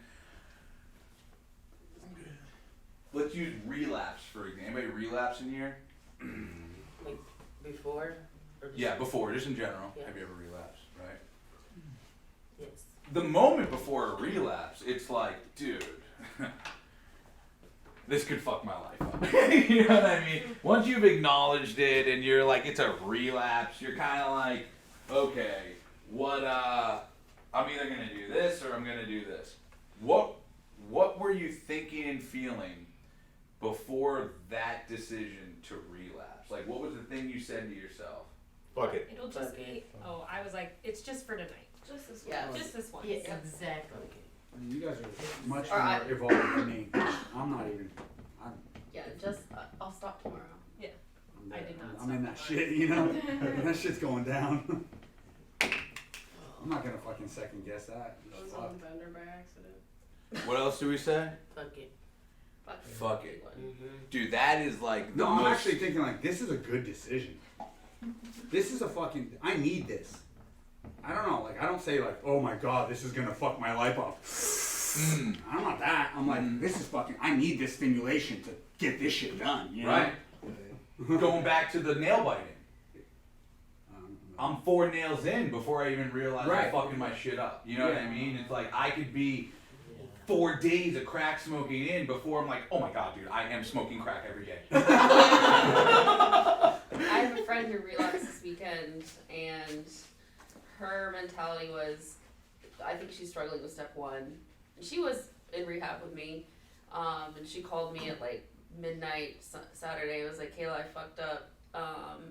But then the next day, she was like, well, I drank like a normal person, so, and I was like, uh-oh. So dangerous. Yeah. I felt that. Yeah, so it's kind of the mentality, oh, I can do this, I'm fixed, or I'm not that bad. You know, it's struggling with step 1. Have you ever been in that state of mind? Oh yeah, definitely. But I know exactly where it leads me to. It's, you know, never good. Right. It's just, I've thought that too. Yeah, like people are saying like if you're saying like, this is gonna fuck my life up before you've done it, like I would strive to get to a place where I could actually say that. Maybe that would be a step in the right direction. Cause I'm fucking self-deception all the way, you know, self-manipulation. Like, no, this is it. This is right. I've been good. I deserve this, you know? Yep. And I think that is the natural instinctive state of mind of an addict. I think that is how we think. If you know what can I get mean? me to a place where I'm like, this is gonna fuck my life up, you've done amazing work, Jimmy, you know? Thank you. And I hope that I bring you to a place to think like that. Well, But I have had people say, Jimmy, I fucking relapsed and all I could hear was your fucking voice. And I'm like, that sucks. Kicking around up there. It's so shitty going out with a fucking head full of Jimmy. Yeah. Fucking miserable. Dude, so true. And you know, I think about that, and I think about how right before, and I mean, it's not just relapse. I remember many times making dumb decisions, saying "fuck it." Like "fuck it" is like the kicker to The me. universal like, give me that shit. Yes, yeah, you know, It's like with what David says at over in Rome. He's like, oh yeah, you got a case of the fuckets. Yeah, yeah. And I think that I think that people have that fuck it, period. Like that is what we do in decision making. The idea is, how can I get the fuck it to be towards fuck it, I'm gonna stay sober. Yeah. You see what I mean? Like, fuck it, I'm gonna stay sober, I'm gonna try it, I'll give it a shot, see what happens, dude. Rather than, fuck it, I'm a relapse. And that is the true testament of the difference in insanity. Most of the time, when we say fuck it, we use. And the using, like the problems happen faster, more abruptly, and more like Severe. Intensely. Yeah. So looks like this. I often draw this. So that is the insanity. We keep on going back, trying the same thing. You know, maybe I can have just one. Maybe I am normal. Maybe it's okay. Blah, blah, blah, blah, blah, blah, blah. When all we got to do is change one thing and we go around all of it. That's just stay sober. Maybe I can stay sober. Maybe fuck it. Why don't I go to a meeting? Fuck it. I'll call my sponsor. Fuck it. I'll just go get something to eat, dude. That's it. That's recovery, dog. That's what I'm saying. You gotta keep it creative. Keep it simple. Fuck it. I'm going to the gym. I just got a lot of push-ups coming up. I just realized, dude. Well, that one didn't count. Josh will be the... I gave you about 10 free ones. Thank you. Yeah. Oh, thank you very much, sir. I needed that. Now, if you want to put Josh's name down there. We'll find a comparison between the two. Josh had this little, you're doing a lot of push-ups, right? He's got this look on his face like, you're not avoiding this one, man, right? So, if we can change one thing, right? If I stay sober, maybe I can avoid all of this mess. And it's like, okay, well,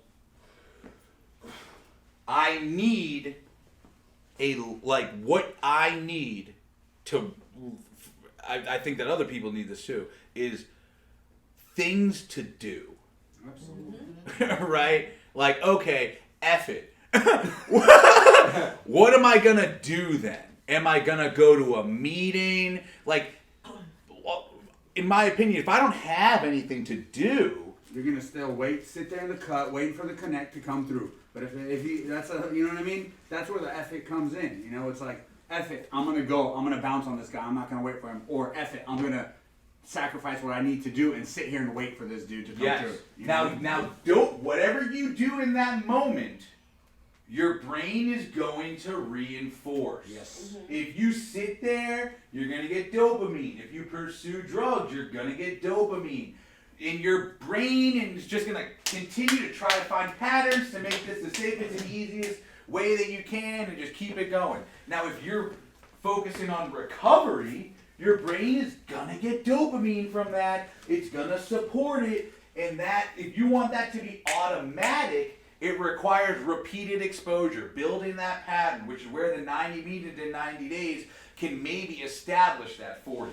Right. Yeah, bouncing on a connect, you get some dopamine off of that, you know, knowing that guy's never going to hook you back up, and then you're just like, you know, anxious, but whatever. It's a good thing. It's the feeling, bro. Mm-hmm. It goes back to the hope. Like, in this step, you're gonna get hope. If you hope to use, then that's what you're gonna get. If you hope to recover, that's what you're gonna get. And what we need to do is build up the hope to recover section as much as possible. There has to be so many different things that you can have the option to do that using is like the last one on that list. And I argue, this is where I argue, like, using your old, like, okay, so I'm not, all right. Take what I'm about to say with a grain of salt. Okay, a very grain of salt. You know, very big grain of salt. Yep. I remember in early recovery, 6 months, 9 months, having a cigar at the strip club saying, this is recovery. Me and all my buddies at the strip club smoking cigars, staying sober. You can't tell me that was wrong, dude. I swear, bro, you can't. I stayed sober that day. I didn't think I was gonna. You know, and I did. Went to the football game the next day, had a great time, all with sober people, dude. It's like those sober people are a power greater than myself. I mean, I've been to concerts, you know what I mean? You stay sober. It's just a decision that you make. It's a conscious decision that you say, like, I'm not using, bro.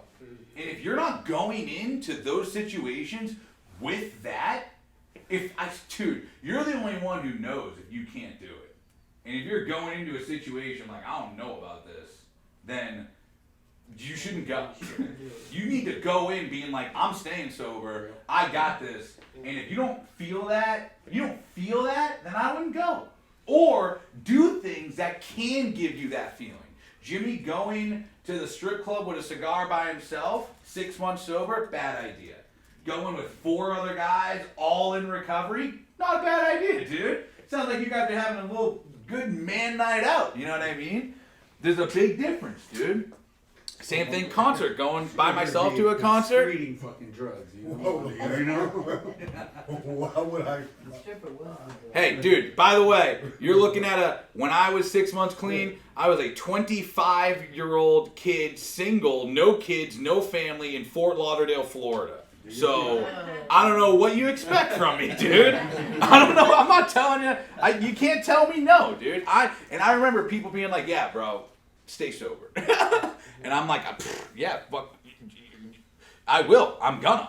I don't know about you guys, but I'm not going to live in a box. I can be sober and live in a box. You know that?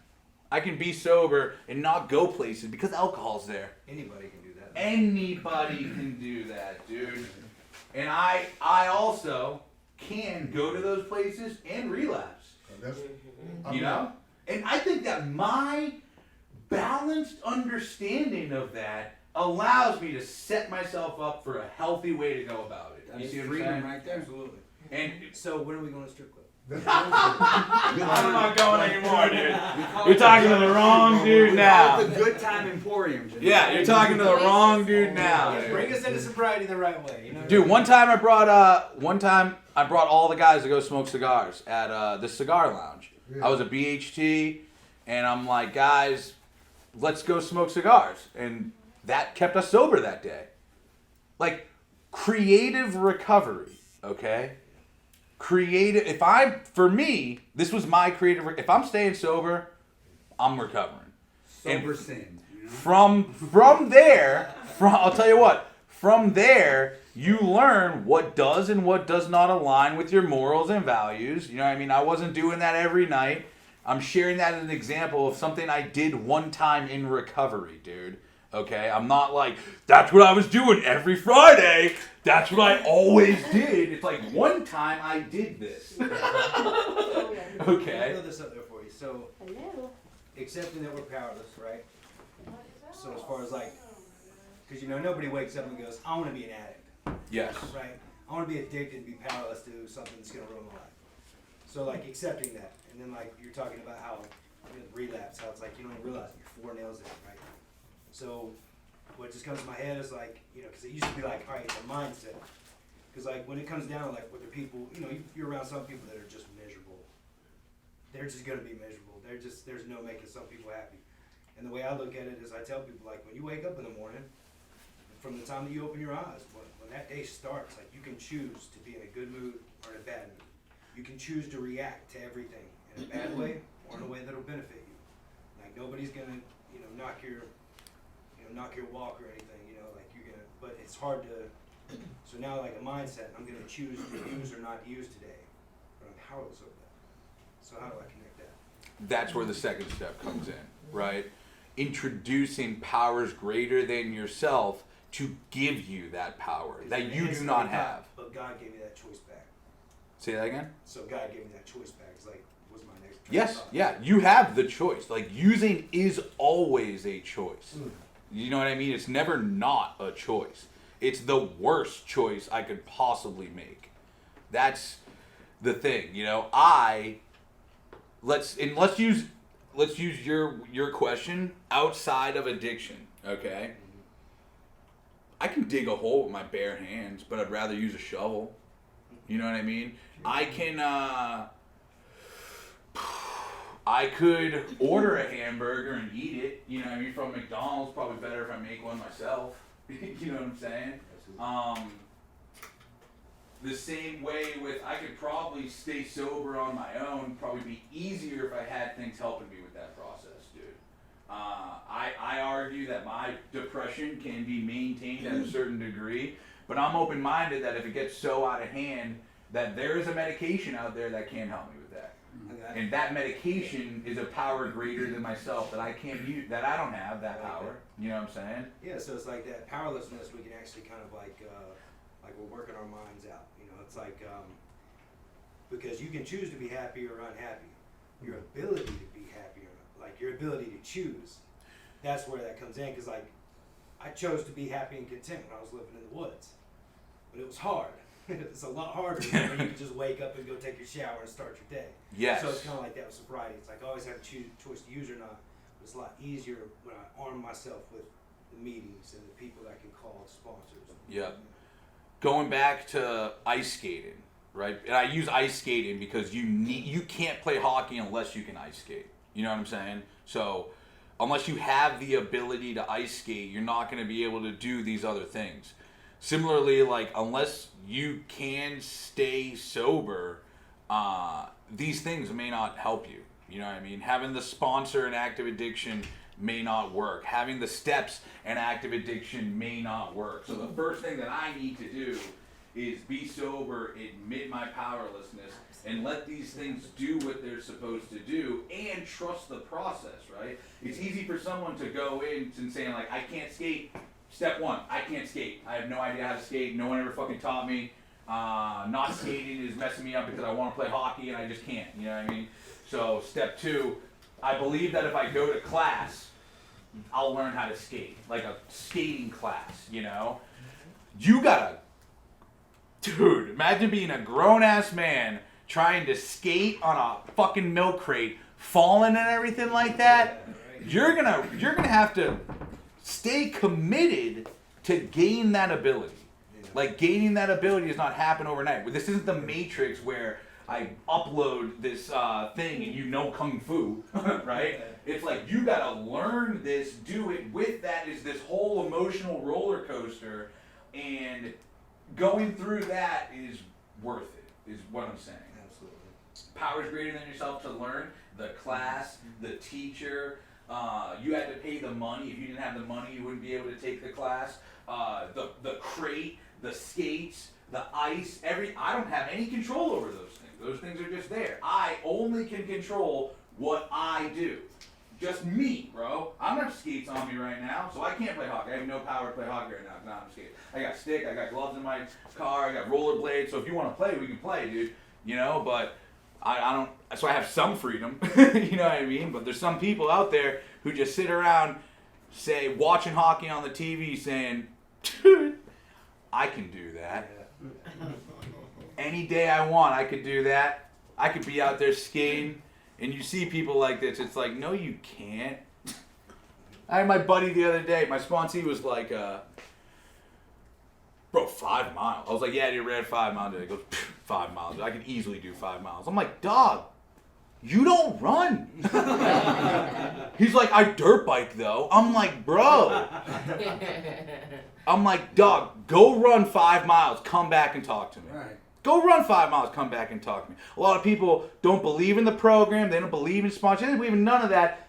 Go do it. The whole thing. Go do the 90-90. And then tell me it don't work.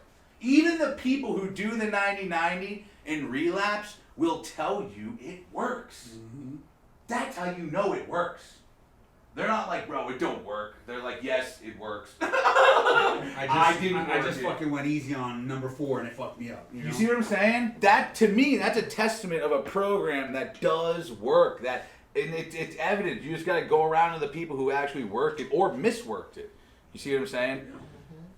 If there was a pill that I could give you to change to give you the state of mind which prompts perspective, prompts social interaction, and prompts behavior, gives you that sanity, I would be out of a job. You would just take the pill and there would be no addiction anymore. You know, you'd be the richest man in the world. You'd be like, whoa. You'd have the pill you're selling everybody. Right, I can't believe I was that crazy asshole, right? Right. But since there is no such thing, we need something to give us that belief. We need something to establish that. And that is that education, that knowledge, that spiritual awakening that comes, in my opinion, arrives from step work.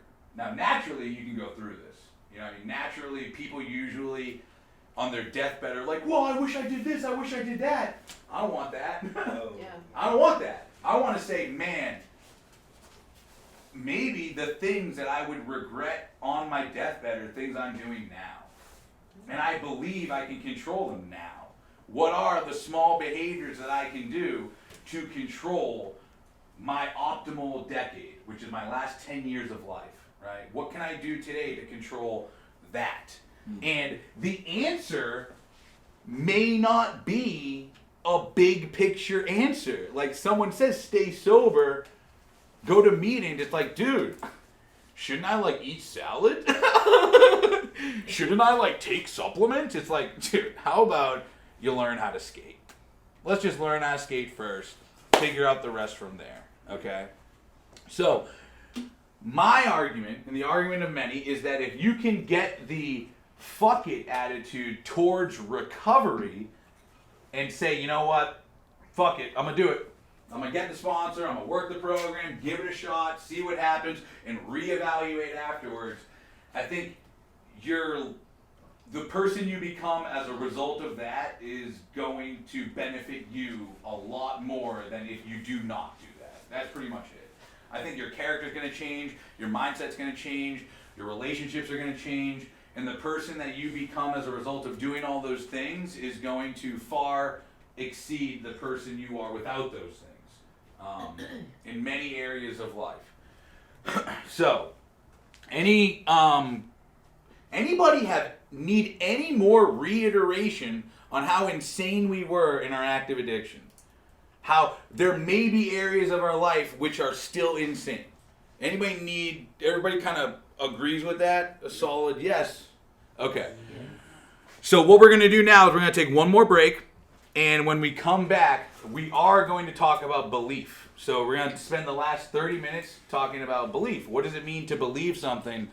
Why do I believe something? How are these beliefs constructed? And get ourselves ready for Thursday when we tackle beliefs, powers greater than myself, and restoration to sanity. Okay. So welcome back. Today, now what we're going to talk about in this last part is getting into the second step, coming to believe. We're not going to do the whole course today. We're going to finish this up on Thursday, but we're going to do the kind of like introduction into it.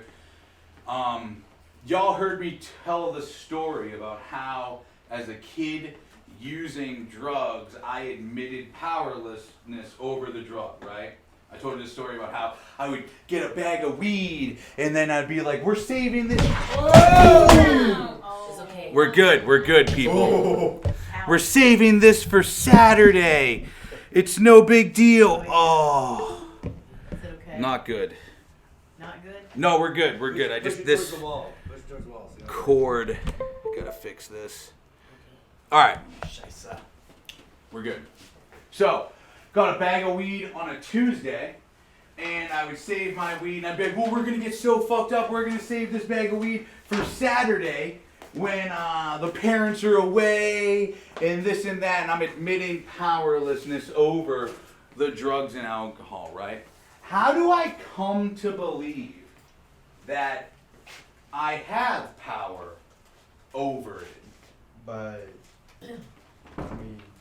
deciding that you don't have to do that. Like, cause that's always like, when you get that thought of like, you wanna do it, then it becomes a, I have to do it. So it goes from like a have to a want? So like, yeah, making it be that it is a want, so you can decide that you don't need it, you don't have to do it. But how, so... The illusion was time. Like you thought that just because you put it off, that you had control over it, when in reality, the powerlessness was the fact that you're doing it. Mm. So it didn't matter when you were doing it, but in your mind, you're like, well, I can put it off when I want to, when I choose to do it. Yeah, like, really, you couldn't choose to do it or not. Well, you're saying the weed didn't last till Saturday, right? Mm. Yeah. So, But how do I deciding you didn't even start to believe that I have more power than this drug? Just You have not 3 going to get days to weed. think about it. Huh? Like, I would say like you had a few days to not do it. Yeah. So... Because it's a plan. put yourself, that could be one thing, right? Not even. But put yourself in the, like, okay, so 13-year-old kid, smoking grass, whatever the case may be. There was a period in time where my goal was to smoke weed every day. How do I come to believe that not only is smoking weed every day attainable, but it's good? How do I believe that? What makes me believe that? Your system of beliefs, your whole structure of bullshit that you fucking have put this idea on top of. What do you think is involved in that system? Your fucking chronic Dr. Dre poster on your wall, your, everything that you wore, your fucking, all your buddies, your upbringing and societal situations that you put yourself in. Yeah, stop the thought of, oh, it's a medicine, blah blah blah. It can be for some people, but we're not those people, and we abuse it. So look at it as if it is, just like every other thing that you use, Mm-hmm. because that's how you use it. So we come to believe that weed is good. We'll just use weed because it's like a first one, and people often develop these belief systems around it. Relaxes me. Relaxes. My anxiety. Yeah, it just Helps makes food taste good. Makes food taste good. Have fun. Laugh. Yeah. Now, When in reality, it just suppresses all of those things. Now, I mean, no, it doesn't. People get high and they feel all those things. And there's people out there who manage it appropriately. But the difference is, how do I come to believe that I can control this? You see what I'm saying? Like, somewhere along the way, I forget my powerlessness over the drug. I use it, and then, now, in my opinion, how does addiction start? I use it, and nothing happens. Nothing bad happens, dude, right? I use, have a great time, everything's awesome, so I say chalk it off as a W, dude. That was a win, right? It goes into the pro column, you know? There it is, And when dude. you're doing your assessment, you're like, weed's got a bunch of pros. I'm gonna smoke weed. And then, when something happens, parent catches me or something, there's a con, and instead, the cons don't outweigh the pros. Not yet. So I say, well, it can't be that bad because the negatives aren't as bad as the positive. You know what I'm saying? Right. So what happens, this is just maybe my alone experience, but I see other people relating to it. I start off using forever, whatever reason I start using, and then from there, I begin using at specific times, like circuits. So I'm making the decision to use because not using is not the decision. You know what I mean? My friends are using, everybody, kind of like you're saying, the friends are there, it's the circumstance, whatever the case may be, and that's what it becomes. I start smoking on like a Friday night, turns into Friday and Saturday, turns into Friday, Saturday, Sunday, turns into throughout the week, then I start smoking every day. Multiple times every day. And my idea of smoking every day was a goal, mind you. I described it as a goal. I did not describe it as a problem, dude. So some people see this as an ability. Mm-hmm. Smoking every day to me was an ability that I had to acquire by smoking a shit ton of weed. Yeah. To increase my tolerance. It was a skill set. You see what I'm saying? Yeah. Doctorates. Dude! So here I am, coming to believe I can control this. It is within my power. I do have this ability. And managing this ability becomes more and more difficult. Because if you're smoking once a week, maybe I can plan for that. But if I'm smoking every day, planning for that is a little bit more difficult, right? Yeah. And again, the pros aren't outweighing the cons yet. I had someone the other day say, I don't understand why when I have bad problems with drugs and alcohol, I keep on using. But I only had to burn my hand on the stove once. I said, bro, imagine if you like burned your hand on the stove and had an orgasm. You'd probably do it again. You know what I mean? And you do it again and again, and you keep on doing it. But if it burnt your hand, you'd probably not do it again, right? If you were doing that and all of a sudden it burnt your hand out of nowhere, you'd be like, what the fuck? You'd keep on doing it. You see what I'm saying? Okay. So we go from, this is how insanity begins, okay? This is the beginning of insanity and how we come to believe that drugs and alcohol, the belief systems that we have adopted are good for us or this or that, right? So we start using during different, let's start off with circumstances. It could be a Friday, it could be a Saturday, right? Using at night, then the circumstances begin increasing. I'm using for friends' birthdays, using on the weekends, using after school, using during school, yada, yada, yada, right? So now we're using during all these circumstances. This is, now keep in mind, this is how beliefs are formed. We're talking about forming belief systems, okay? Coming to believe that a power greater than myself can restore us to sanity. I'm talking about coming to believe how this drug is a medication. How this drug is good for me, right? All these circumstances we're using. You can name a circumstance we're using over it. So then we begin using over moods. So if I'm not using because it's a Friday night, or a Saturday night, or a holiday, or a birthday, I'm using because I'm happy, I'm using because I'm sad, I'm using to make myself tired and go to sleep, I'm using to wake myself up, I'm using because I'm bored. You're talking about moods. Now these moods are determining our using and the belief system we have around it. And then the last one we start using towards are our relationships. So, I mean, already circumstances, using all these circumstances, then we're using in all of these moods, in response to all these moods, finally we start using, if I'm not using because I'm happy, I'm sad, it's Friday, it's Saturday, I'm using because you're coming over. I'm using because of the relationships, right? So whether the relationships are with people,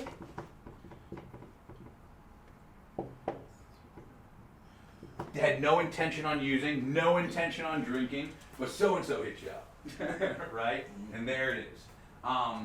People, objects, had no intention on using, none whatsoever. You and your friend are going into to a meeting together, and you see a crack pipe on the floor. I don't fucking know. You know what I mean?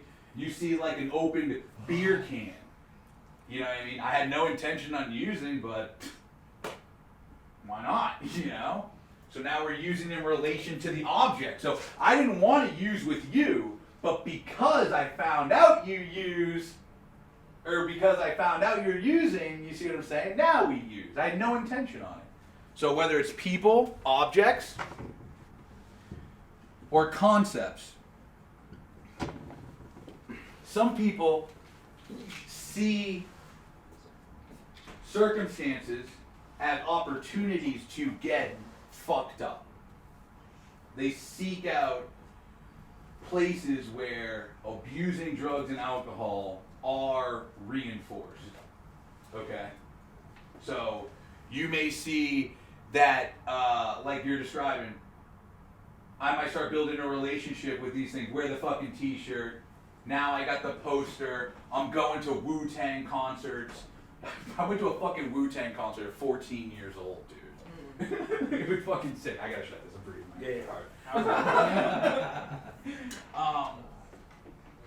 breathing. The concept, bro, just the idea that a movie we were gonna watch had drug use in it made me want to watch it. Yeah, you can't watch. You gotta watch this high, right? Dude, you see what I'm saying? In effect, The Wizard of Oz. this is how we create the beliefs. Now, okay, let's get down to the foundation of how are these beliefs created, right? How do I come to believe that my addiction's good, using is good, all of this stuff? It's from the positive exposure to these. And the positive exposure is like natural. You know what I mean? Naturally, people have positive effects of alcohol, positive effects of marijuana.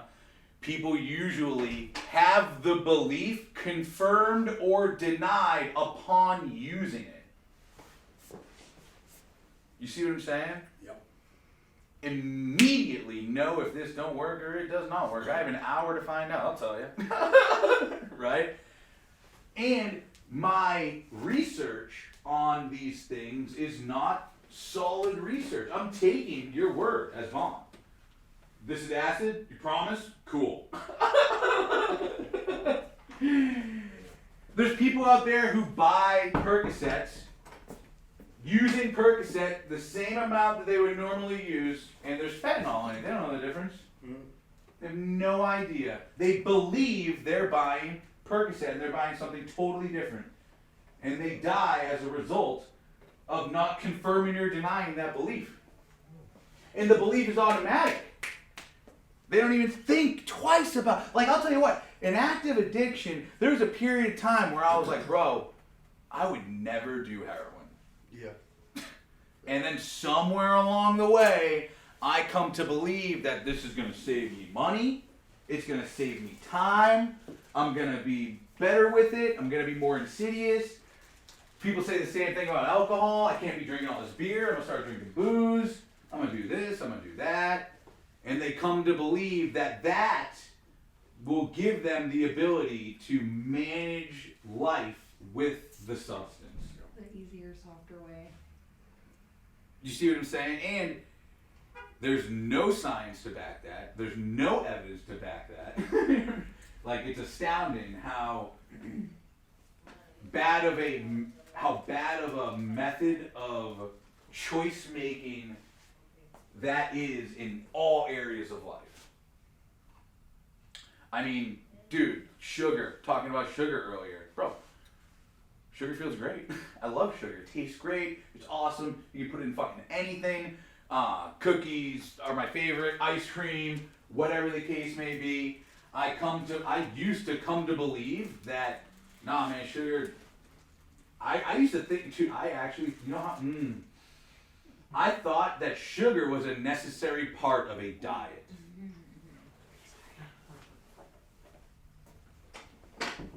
Added sugar. Oh, correct me. Added sugar. I used to think added sugar was a part of a diet. Where do you think I learned that? Yeah. Food pyramid. Thank you. Pyramid.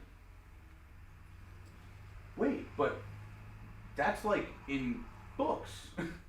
That's like a theory, right? That's like, I learned that in school. You know what else I learned in school? Bullshit. Christopher Columbus was a good dude. Yeah.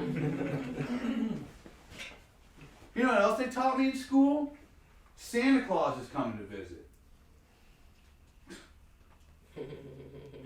No one ever told, you know what I had to do? I had to pay a lot of money and go away from my family to a college to learn that Christopher Columbus was a bad guy.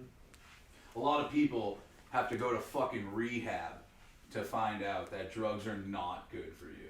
Yes. And I'll tell you what, I'd rather go and have the knowledge and be able to make that decision for myself than be one of those people out there saying Christopher Columbus was a good dude, standing on a foundation of a false belief. Okay?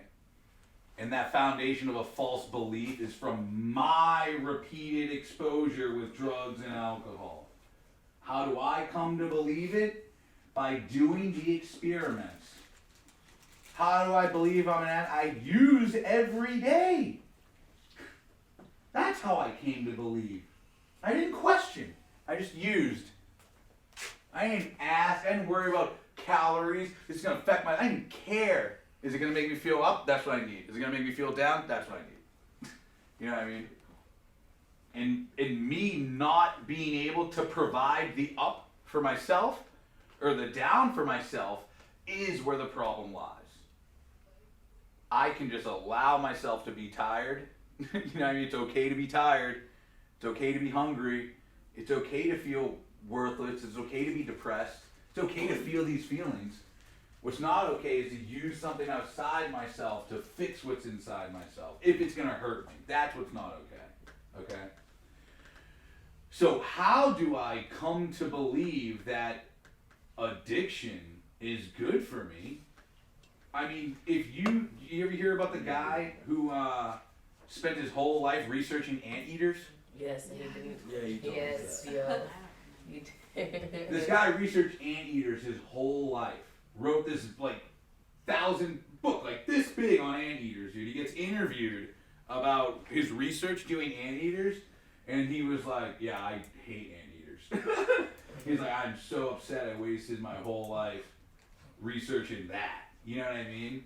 I could have had a family, I could have done this, I could have done that, right? How much it takes 10,000 hours to become a master at something. 10,000. That's 2 hours a day for 13.1 years to become a master at something. All right. So, how long in active addiction throughout your whole period of using did you think about the getting and using and finding ways and means to get more? More than 10,000 hours. More than 2 hours in a day, for sure. So we are experts on the getting and using and finding ways and means to get more. Imagine going to a doctorate of neurology and saying that's not true. They're going to have a tough time believing that. Am I right? Yes. You go to someone who's a doctor who's been doing research on this specific thing, and you go to them and say, that's not true, they're going to be like, dude, I have all this evidence, that's true. And we're just going to sit there and debunk that evidence? No, that's not true, that's not true, that's not true, that's not true. You know what happened back in the day when people did this? They were killed. They were executed for thinking these things, bro. There are places in the world that you can literally be executed for thinking this stuff. For just, bro, there's places where having a basic text is illegal. You can't have it. You don't have the freedom to, like, read whatever you want to read. You don't have the freedom to think what you want to think. You don't have the freedom to do that. You have to think what the government wants you to think. Holy crap. And addiction is like that. You're not going to think about your dreams. You're going to think about the next one. You're not going to think about what you want to do in this. You're going to go get your next one. And it's like, how do I combat that belief? 90 meetings in 90 days. People are like, yo, kick rocks! Are you kidding me? No, not. Sorry. It's pretty standard, pretty basic, right? You ever seen someone before and after boot camp? Yes.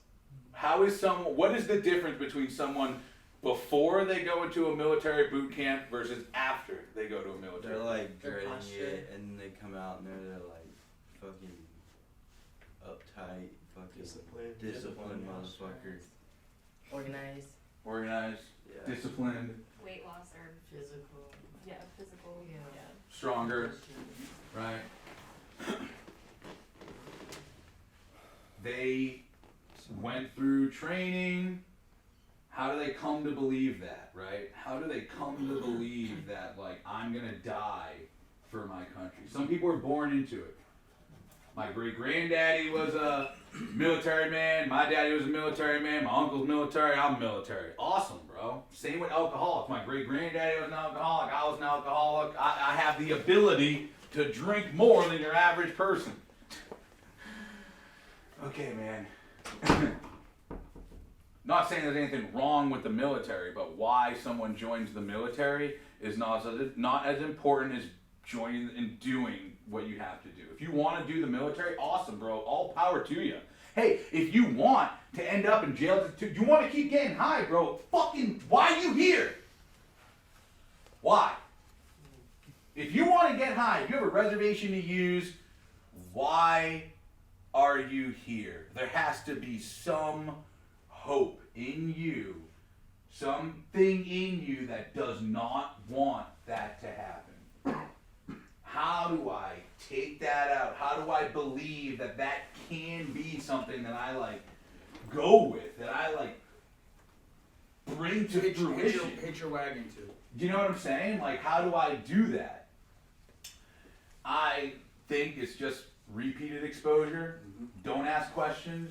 You just do, bro. That's it. I mean, I don't care who you are. You spend an hour a day for 90 days in the gym. By the end, you're gonna be in better shape.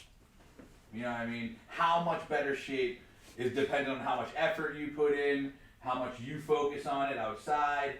But hey, you know, it's right there. That's the program. Go to the gym 90 days, get a trainer, I don't know, eat a diet, you know? Hey, you want to learn, I'm going to real estate school. What do I got to do to get my real estate license? I got to go to class, I got to educate myself, I got to take the test, and that's it. What do I got to do to learn about how to be a productive member of society? Here's your class. You take it, you apply it outside, and that's it, man. It's like it's gonna be as cookie cutter as I can possibly put it. Now, a lot of people out there have a very easy time believing in aliens, and a very difficult time believing they can stay sober. Okay. On Thursday, when I come back, we're gonna talk about beliefs, these systems of belief. How are they established, right? How does someone believe in aliens? How does someone believe in knocking on wood, right? How do people start to like understand and believe that like this is working for me, it is doing what it's supposed to do, and get some data back so that you can like feel firm and confident in your own recovery, dude. Not feeling like it's shaky and rocky, it's not strong. Like, dude, this is the best thing we got so far. So I'm gonna help you understand how it's strong and understand. So we're gonna do coming to believe, how we come into belief systems, and powers greater than ourselves, how to use powers greater than ourselves to optimize our recovery. Okay? Because I can use a hammer and make a house, or I can use a hammer and fucking drive it in the back of someone's head. So what you do with the tool matters a lot. That's right. Today we covered hope, we covered second step, we also covered sanity and insanity. That was the other thing that we did. So on Thursday, coming to believe, power greater than ourselves, and if there are no questions, then I thank you guys for having me, and I will see you guys next time. All right, great work.